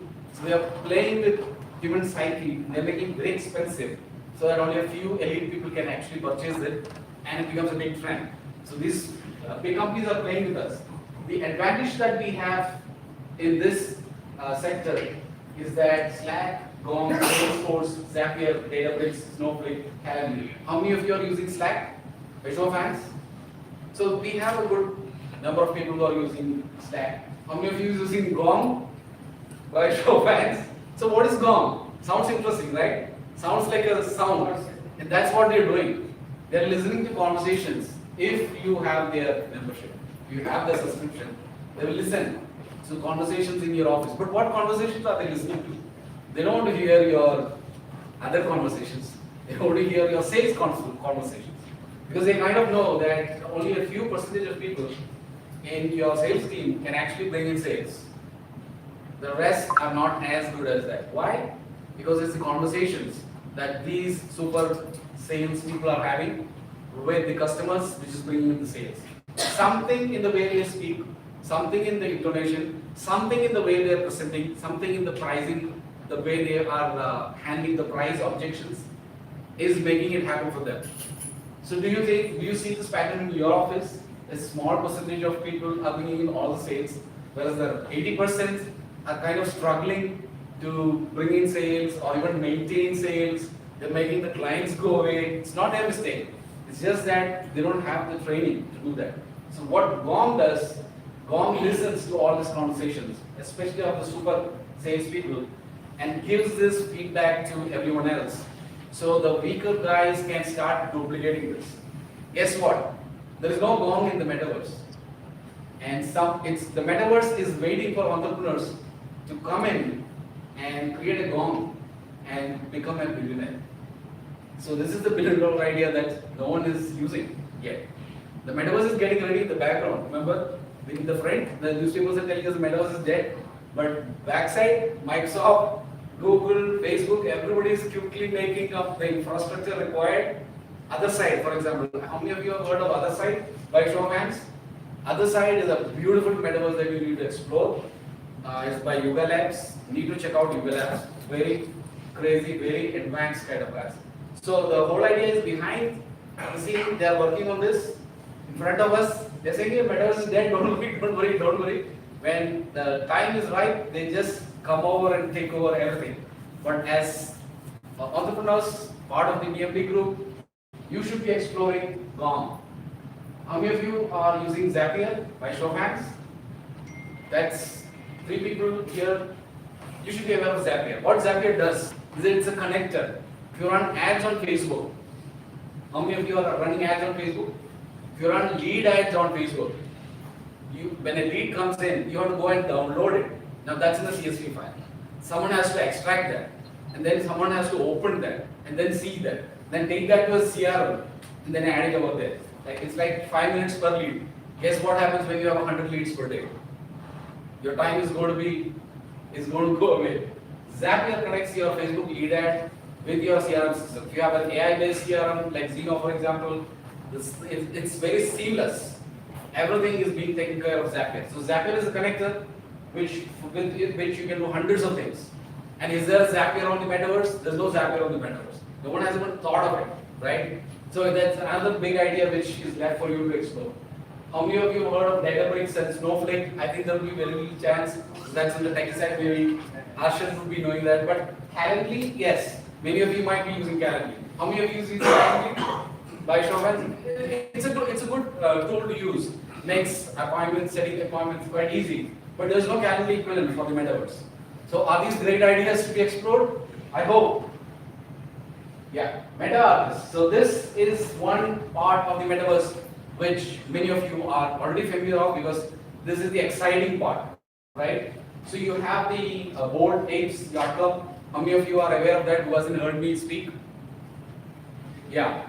See, the young person is aware. So everyone should be following the young crowd because they know about what this Bored Apes Yacht Club is.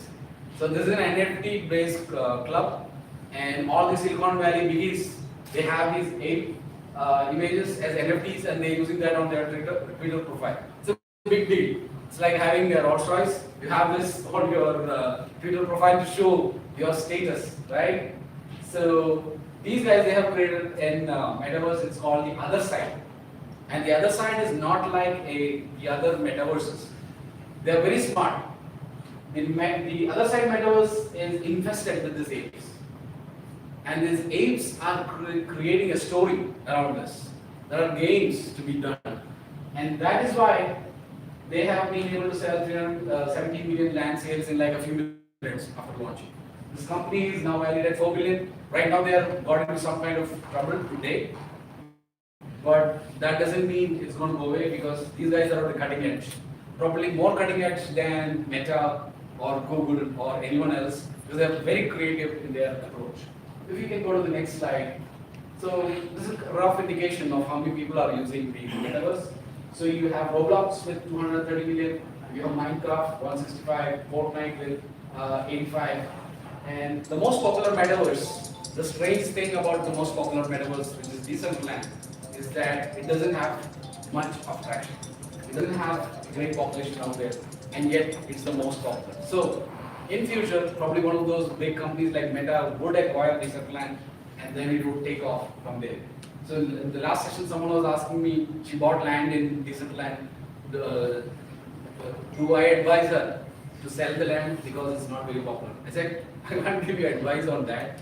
But one thing I can tell you, in marketing, if someone has taken the top spot in any category, that's Coca-Cola, 100-year-old brand, still the #1 brand in the world.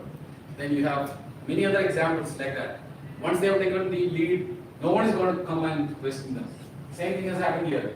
Decentraland has no population, but it has top of mind recall. And so I don't think anyone can compete with Decentraland in future too. And by the way, by 2026, 25% of people online are going to spend at least 1 hour on the metaverse. So you can imagine how much of bandwidth will be consumed there. So as you know, our group is part of the Meta Accelerator. And so we are launching 30 courses in collaboration with Meta. And once it's launched, I'll be happy to give you more information. Thank you.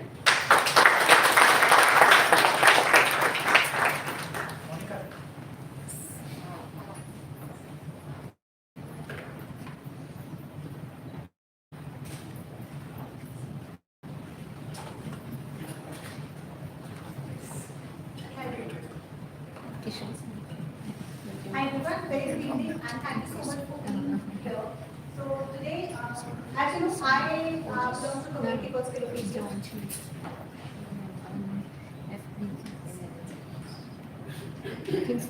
So I'm the founder of Skyscrapers and what we do is business entrepreneurship, marketing, community, events organizing, social media, and I'm an award winner for entrepreneurial concepts in Dubai. My only question to all the entrepreneurs is that have you hired right marketing person for your organization. Because all of us think about investing money in our startups, but do we think about taking it to the people, to the right people where they really want to promote our services? For me, the 3 pillars of marketing are the community, authenticity, and transparency. Why community? Because every entrepreneur, as we heard other speakers also, starts as a single person, and it's very difficult to manage everything on your own. So this community at Skillopedia supports you to find out the right kind of contact, connections, and inspirations. Thanks for coming. These are some of the habits that I always feel, are killing our businesses. Inconsistency, and why inconsistency? Because as entrepreneurs, we are all struggling the road. They are solopreneurs, I would say. So when you talk about the community, it helps you with things together. It helps you with ideas. It helps you with connecting with the right people.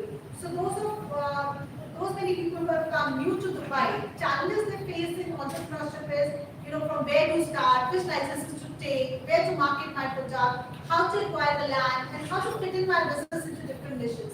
So this is what we help you with as Skillopedia.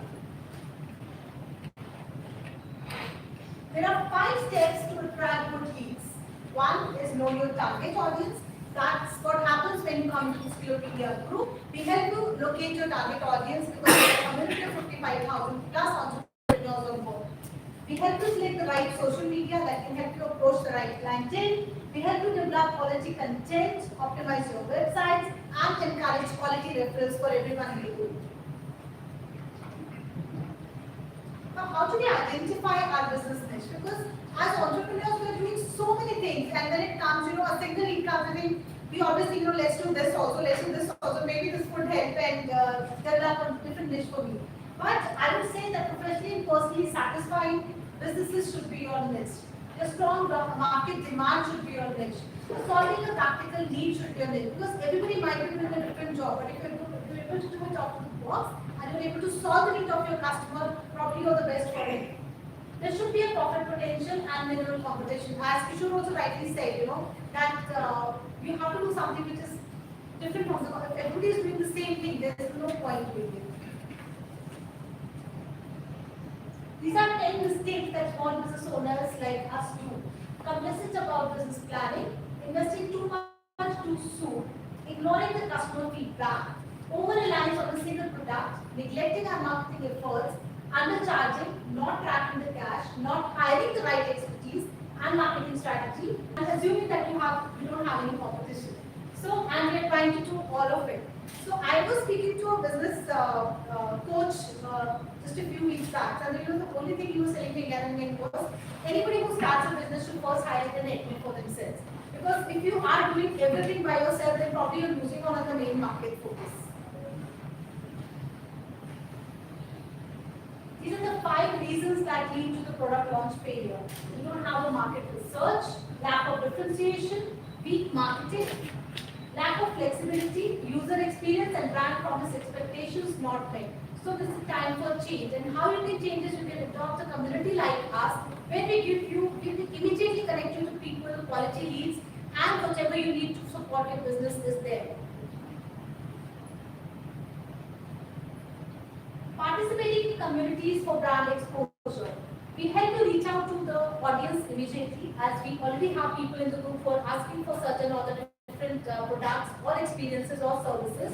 We help sharing of ideas and interests that foster and strengthen your business and community at large. And we also create magnetism that transcends the product and service. Because immediately the people can just try in that community about your products or services and give you feedback of what best you can do with that.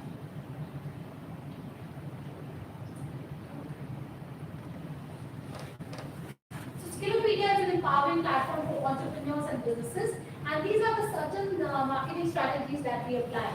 We provide a multi-platform and a multi-stream content to you. Tailoring content as per your platform. We make reels, we make videos, and we give it to a lot of people.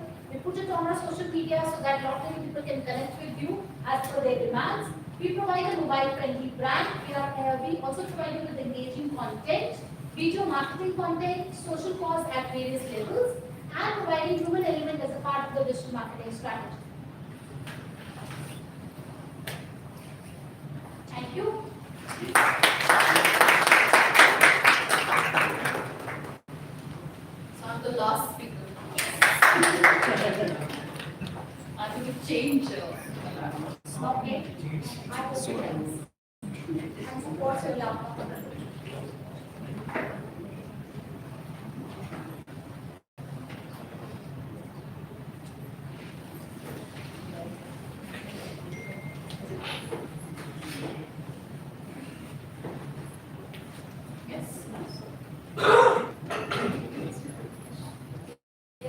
That's the audio, the audio element is also. Yeah.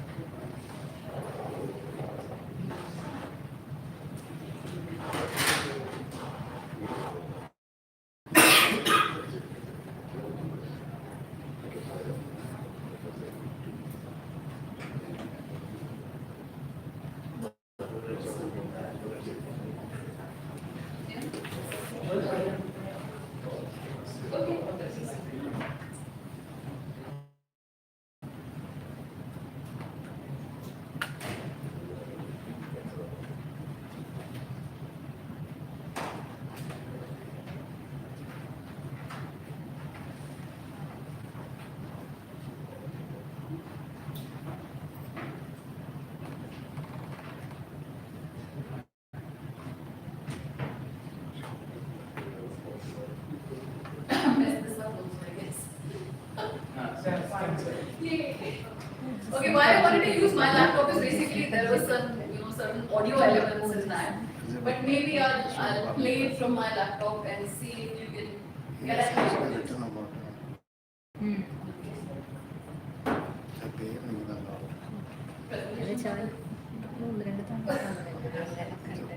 Okay, shall we keep this for next time? Because the presentation is also missing on the laptop. I think it's okay to start. Okay, let me just, let me just talk about certain elements. So, basically, I'm the co-founder of Radio Gaga, which is Middle East's first only app and online music station. And just, like Kishore, through Asha, we start getting so many inputs, as to what we should be doing in Metaverse. After last month's DMD event, I called Kishore and said, can we have a radio in Metaverse? He's like, yes, you can. And then he gave me 2-3 links to sort of, explore, and that's where I went to Decentraland. The next person I call is Arshad, and he says, it's a very interesting idea, but it will cost you a lot. I'm like, okay, let's put this on the side for now. But that's what these meetings do. I mean, that's what this networking events do. They kind of give you some ideas that you start thinking on, and I think that's great. But I still belong to the good old radio, and many of us still listen to radio. Although a lot of people tell me, why radio when we can just create our own list in Spotify? I'm like, okay, there are several reasons why people listen to radio. One is because people still enjoy the surprise element. Still enjoy what's going to come next, what's going to be spoken about next, which you don't have when you create your own playlist. Okay. Second is because you connect to a certain person on air. I had this little, kind of a quiz, with multiple choice answers about why do you listen to radio? Do you listen because the content is good? Do you listen because the voice is good? Or do you listen because you connect to that person? Majority votes were in favor of the third one, because you connect to a person, right? And you don't get that in a Spotify list. You're not connecting to anyone. Yes, podcasts is the next big thing, because you're connecting to that speaker and the way they speak or how they speak about a certain content. Because also it's very non-invasive on your time. Television, you sit in front of it, you're all consumed. Radio can be your partner in the background even while you're reading a book or sitting by the beach. Okay. Also because you get a chance to participate. A lot of competitions, a lot of call-ins, a lot of my requests, and people like to listen to that because it's participative. And also because it's local vocal, it's giving you a feel and flavor of what's happening in your city, in your country, a new museum opened up, something else, and somebody is there and giving you live feedback also, and so shop opened or whatever. Thank you so much, you're such a sweetheart. Okay. Now, many people, when we talk about radio, many people come to me and say, so how do we put an ad on the radio? Okay. First of all, I get this question: how do you guys figure out immediately what song to play? This is such a standard question. And because I was on 89.1 on a frequency station also before I founded Radio Gaga, I'll tell you the trick. You're not the person that goes on air for the very first time. So suppose you call me. What's your name? Lakshmi. So Lakshmi calls me. I take Lakshmi off air and I ask, hi Lakshmi, how are you doing? What song do you want to listen to? She's like, I want to listen to, tell me a popular, very, very nice, very famous song like Kabira. I want to listen to Kabira. Okay. I put her on hold. I find Kabira, I track it, and I keep it ready. And then I put the finger up and say, hey, who's this? And she repeats the same thing. I'm Lakshmi, and she's going to, you just spoke to me. But that's not fun on air.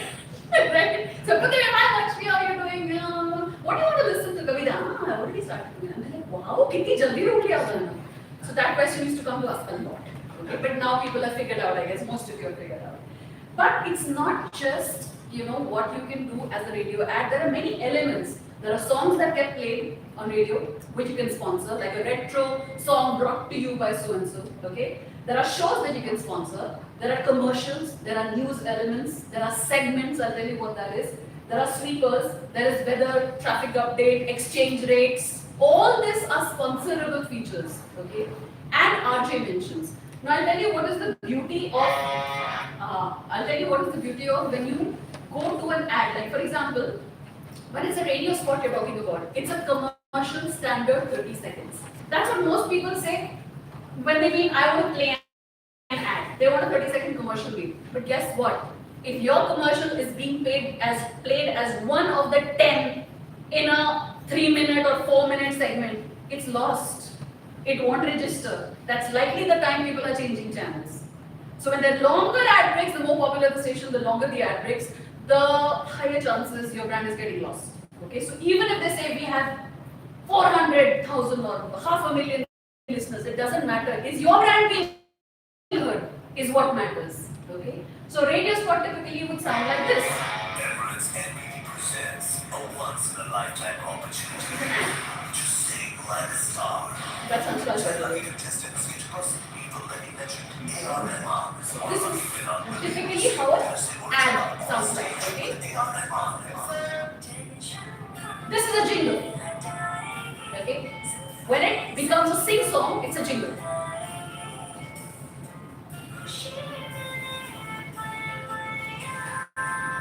Wait, let the branding come. Yeah. This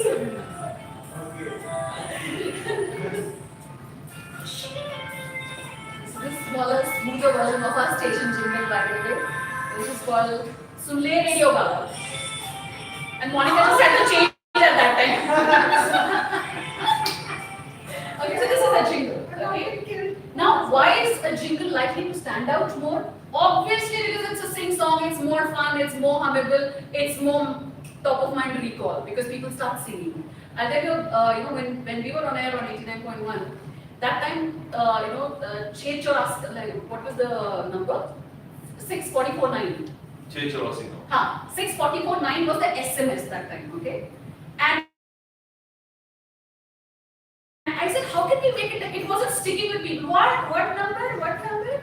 So in the morning, I made a jingle out of it, which said, Chechara. So people are singing, like, now we don't forget the number because it's in a sing-song way. So when you want your ad, ask if you can make a jingle out of it. It's only a little bit more. The production cost, the play-out cost will be the same because it's 30-second standard. They will not charge you more because it's a sing-song, but it's likely to stand out. Okay? Also, when you go for show sponsorships, another element that you can sponsor. Typically on a frequency radio station, this is the highest cost. So they'll charge you anywhere between 28,000 to 35,000 for the morning and evening drive time per month. So if you've got 100,000 radio marketing budget for 3 months, sure, go ahead with show sponsorships. Internet radio stations are usually 1/4 the cost. Okay. Also see what is the popularity of the job which you're associating with. Also see, is it aligning with your brand?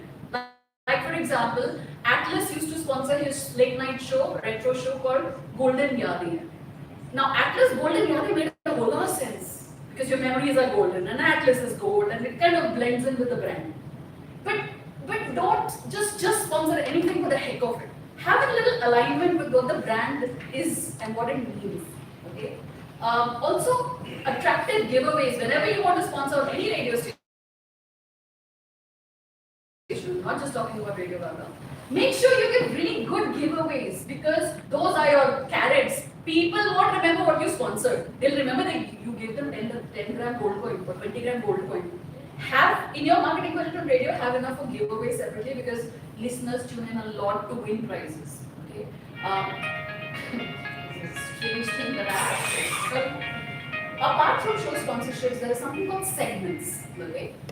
Segments is something that can either be a funny thing or something that lends it credibility. For example, we have something going on called Property Guru. So it sounds like this. Brought to you by Bluebell's Real Estate. your luxury, your right. And then this guy. This is the CEO of Bloomberg Luxury Real Estate. He's talking about real estate. He's talking about what financial planning you should do before you buy property. He's talking about stuff like, what steps to take if you want to be a broker.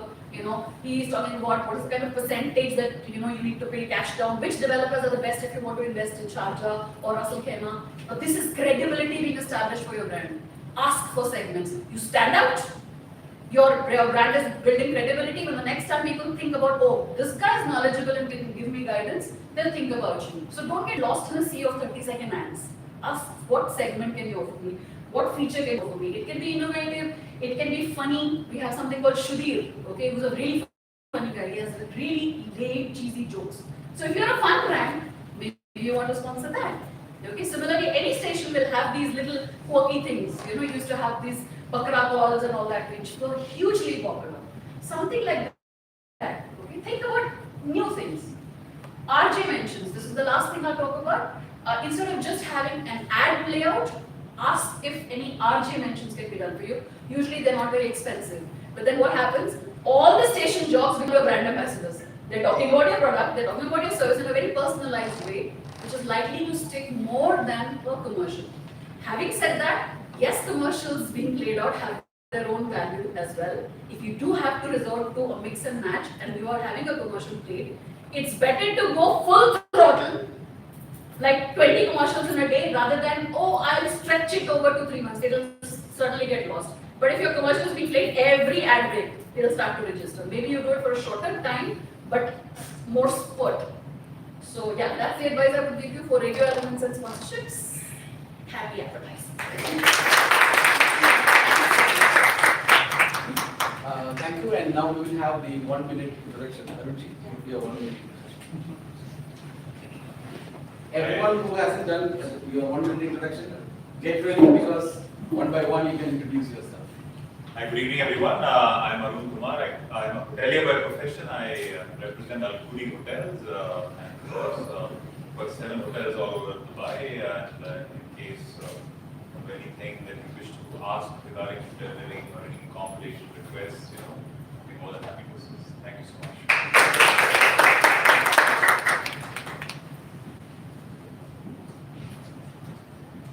Hi, good evening. I'm Lakshmi and I'm heading operations for my brand Fit Social. So we started on March 19th, so it's been like 2 months successfully running the organization. And it's more into wellness, fitness, beauty, and all of that. So we have like a 30,000 square feet, which has swimming pool, salon, spa, Pilates, you call it, we have it. So that's what I'm all about at the moment. Thank you. It's an amazing setup. It's an amazing setup the center of Dubai. Thank you. Thank you. How many of you have ever thought that you should have been with your parents when they need any medical help and you couldn't be there? I have. And I know that. That's why I co-founded Betsa. I'm Jean John, you can call me JJ. Betsa is an online premium platform where we connect global Indians with human experts, where they get personalized advice and guidance related to important life matters. Betsa is like a Uber for experts, where you will find qualified, verified and highly experienced doctors, architects, lawyers and chartered accountants. From them, what will you get? They will provide you with insights, alternative perspectives and critical analysis which will help you to make a well-informed decision.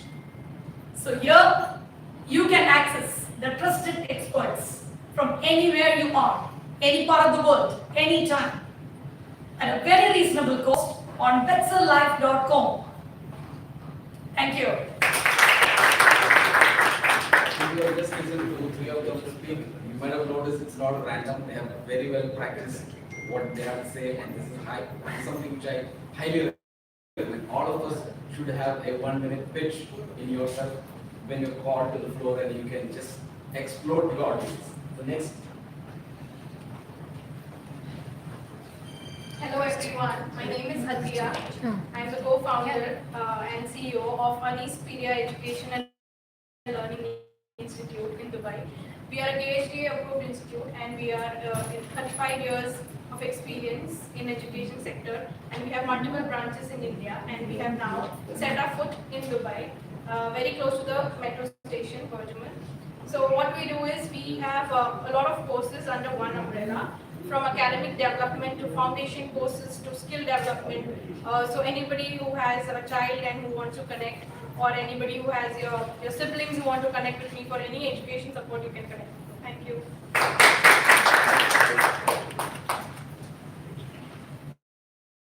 Hi, my name is Shan Sharif and I'm from Kerala. And I've got a startup called Advertise. So we do creative content creation for brands. And I have a startup back in Kerala for Fortune Bucket. We were fortunate to work with the Break the Chain campaign for Kerala government. So all the creatives you saw at the time of the Break the Chain campaign was from our company. So it's been a year now in Dubai. And we're looking forward to the dancer. I look like a dancer. That's the last thing I want to do.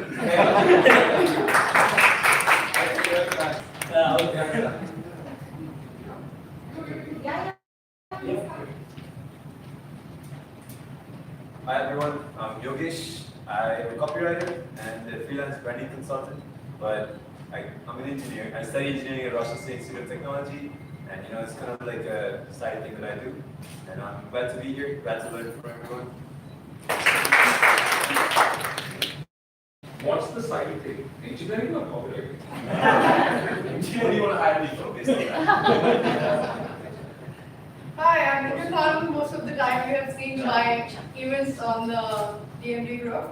I'm myself coach and trainer as well. Other than that, I do a lot of different events, and in June we are doing AI and BI event with Scalopedia.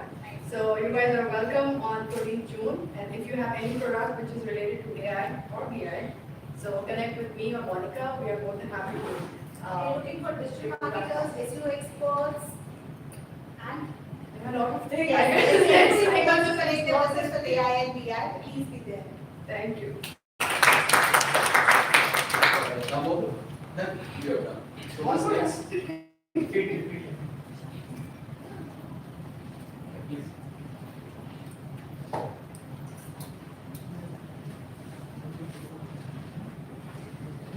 Hello everyone, and thank you DIFC for giving us this day together.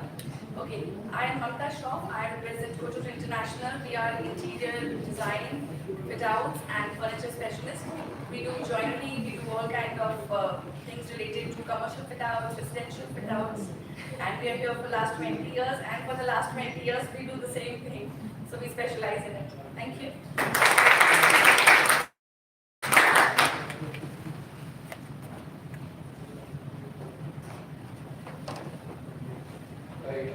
Hello everyone, this is the first time I'm coming here for this group, and it's wonderful to be here. My name is Sainath. I represent Bangalore Education. We've been here for about 15 years, and I wear many hats. I'm a project manager, but I do everything else other than project management, contracting, marketing, SEO, website design, you name it. It's wonderful to be here. I learn a lot of new ideas and people with great vision. I wish you all the best.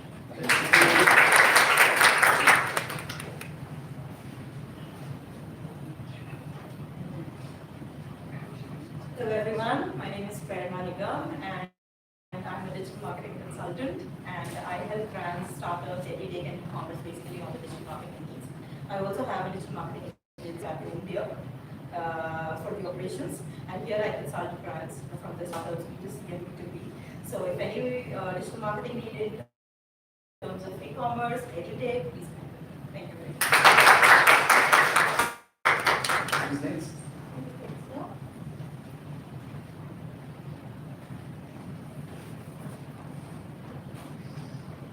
Hi, good evening everyone. How many of you are really doing lots of marketing activities? You have a website, you have an SEO, social media, paid campaigns, hell lot of things. You have resources, you are spending your time and money, and still not happy with the ROI or have no clarity on ROI. In that case, I represent a company called Art Marketing Services. My name is Jumeirah. We develop marketing strategies. We do a lot of research, analysis on brands, understand your competition, understand your market. We develop a marketing strategy, the roadmap to achieve your goals. It can be based on the turnover you are expecting or the right brand positioning. So please feel free to connect with me, Jumeirah here from Art Marketing Services. Thank you. Anyone who would like to take the stage? Good evening. Assalamualaikum. Namaste.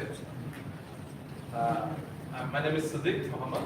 I am from European Digital University, maybe the first digital university in the world, totally dedicated for the research of blockchain, crypto, NFTs, and metaverse. So we have made enough research, and all of you are aware of how many people are using crypto here. Can you please type? Okay. Recently I met Monica and at the DIFC function. And I'm very happy that our people are coming to this group because so far after the inception of cryptocurrency, more than $100 billion transaction happened. Okay, more than $100 billion. Last year, only one exchange, Binance, they traded $34 billion worth crypto in the world. So now the metaverse come. The entry of metaverse is through crypto because you need a token to enter the metaverse.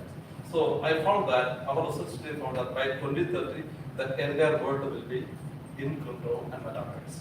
Okay, there is no, nobody can stop this technology from the world. So accordingly, we are creating something called universal citizens. Okay, so this is a plan created by our university, and we are publishing a book, Universal Citizens, because even a nursery class student, they can open a crypto wallet in 2 minutes. So once you have a crypto wallet, you are connected to the entire world. Now, for example, Elon Musk, he wants to distribute his wealth to the people, people. So he says, okay, all open crypto wallet. We can send the money to the crypto wallet.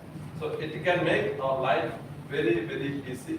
And please contact me to know more about that. And all of you, I request all of you to open a crypto wallet today in just 2 minutes. Okay, and in matter of 5 seconds, you can transact money in any part of the world. In 5 seconds, you can transact USDT or any USDT. This is now in India. I think most of us are from India. India, the whole market is coming to USDT. People are coming to here, they buy USDT from here, and they get a good profit. Like 1 USDT, they get 9 rupees profit from Dubai. Every day there are people who transact $1 million, $2 million, up to $1 billion transaction happening from Dubai to India. Okay, so this is a great opportunity, and I say this is the greatest gift for entire humanity because money is next to oxygen and water. First we need oxygen, then we need water, we need food. If there is no money, there is no food. So you can see when you go to third world countries, you can see a lot of children eating from the garbage. You can see a lot of children, they're eating from the garbage because there is no financial freedom to all the people in this world. We say money should be a birthright for all, including the children. Thank you very much.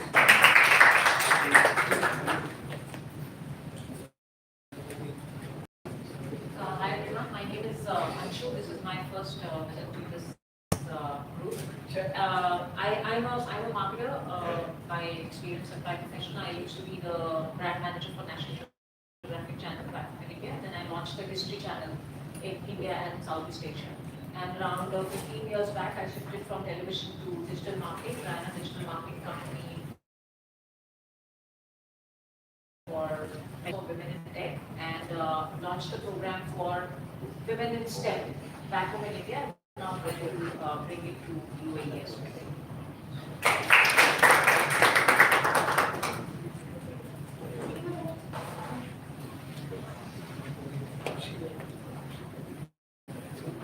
Good evening, folks. Half of them are asleep. Good evening, folks. Let's try that again. Good evening. Awesome. My name is Anup Kumar. I'm the founder of Zaria Ventures. We're a staffing firm. When we say staffing firm, a lot of them are confused as to what is a staffing firm. In simple terms, we're a consultancy. how are we different? We are a talent acquisition firm who are also a talent advisory. We work with small to medium-sized businesses to plan out your 6 to 12 months talent strategy and help founders grow their company. A lot of founders and co-founders don't realize the hardest challenge when they start scaling is to attract talent. They always worry about product and funding. And being in a Middle East market, I think funding is something that most of you do get access to. And with a lot of outsourced businesses, a lot of product development companies, your product comes alive fairly fast as well. But attracting talent and building your team is going to be the biggest challenge all you founders are going to face. And we as an organization work with you, hold hands with you, build your talent strategy, and parallelly help you hire talent. We predominantly focus with tech and anything around tech, engineering, product, data, and analytics. So anybody who are trying to hire or who know people who want to hire, feel free to reach out to us. We'll be happy to help you. Hello everyone, my name is Ambrose. So I have just started a startup, Zambot 365. So I have experience of 15 years. I was working for TCS Middle East. So for the last 8 years I was heading automation for across Middle East. So I wanted to try on my own. I am going to focus only on Microsoft because now we are focusing on AI, ML, everywhere. So if you see the lower people, Excel, Word, PPT, there are many things have come on Power Platform. I'm sure many of them are not aware of Power Platform. So that we have Power Automate, Power Apps, Power BI, where you can see there are multiple dashboards where you can have online everything. And it is $22. So that is what O365 is covering everything. So I wanted to give that market. So I have some US projects going on. So this is my first start. Please, and please come in the front for our group photograph.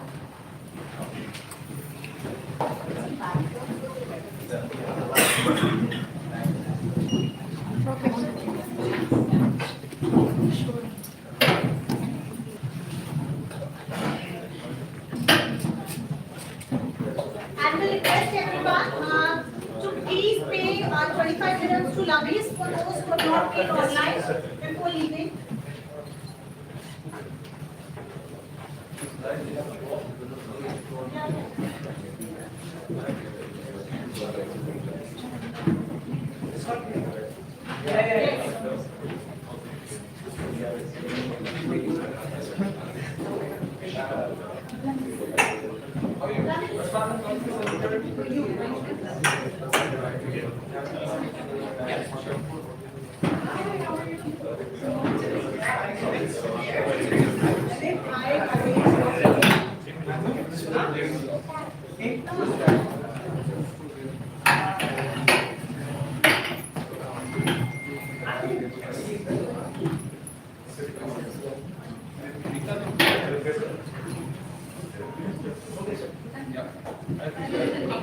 All the people using the sound, all the people, sit down, you make round, you make one round like this. The chairs a little like this. Yeah.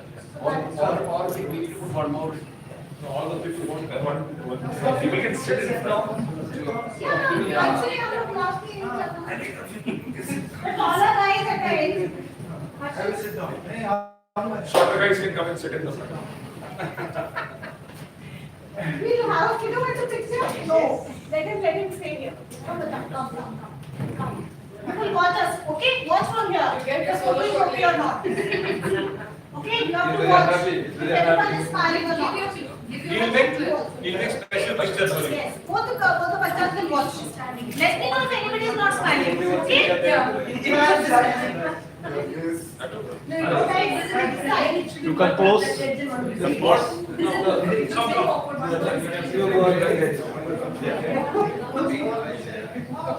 Who's sitting in the front? No, that looks like that we have to have no volunteers. There you go. You're going to give. I cannot sit. No, you have to come and sit. If you sit like that, then you'll block out. You have to sit down.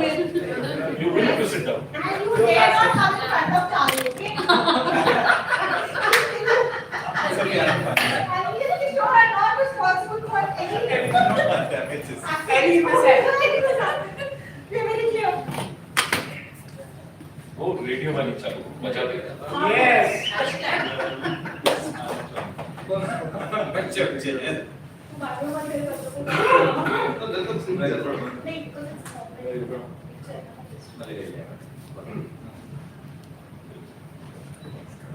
Let's give a victory sign for all. Hillary, Am I coming in the picture? yes. You will see the end result later. Guys, I want one sticker picture also on right hand like this. We empower. Why don't you make all the people one word, empower the world with metaverse, something like that. Let's all talk. No, I'm talking about Silopidia logo. This is like let's all talk. This is a message to the whole humanity. Empower the world with metaverse, something like that. No? Yes. Are you ready? All of you ready? We'll take one video, just short video, 30 seconds. Empower the world with metaverse. Okay. Let's 1, 2, 3. Ready, 1, 2, 3. Empower the world with metaverse. Once more. Empower the world with metaverse. Stop, okay? One small. No, it's okay. It's okay. Okay, thank you. Thank you. 1 second. One photo from here. My photo.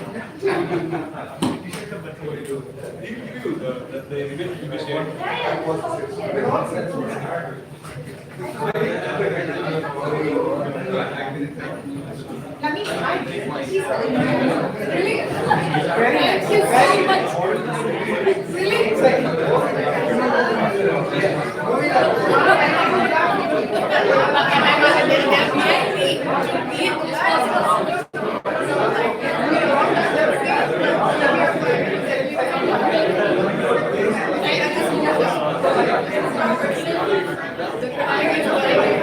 That's actually never like you giving me. Thank you. I have something for you. Some people are crazy about it.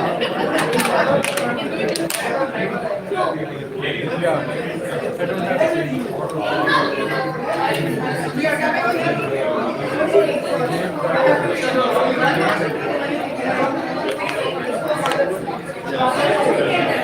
Father's Day is a different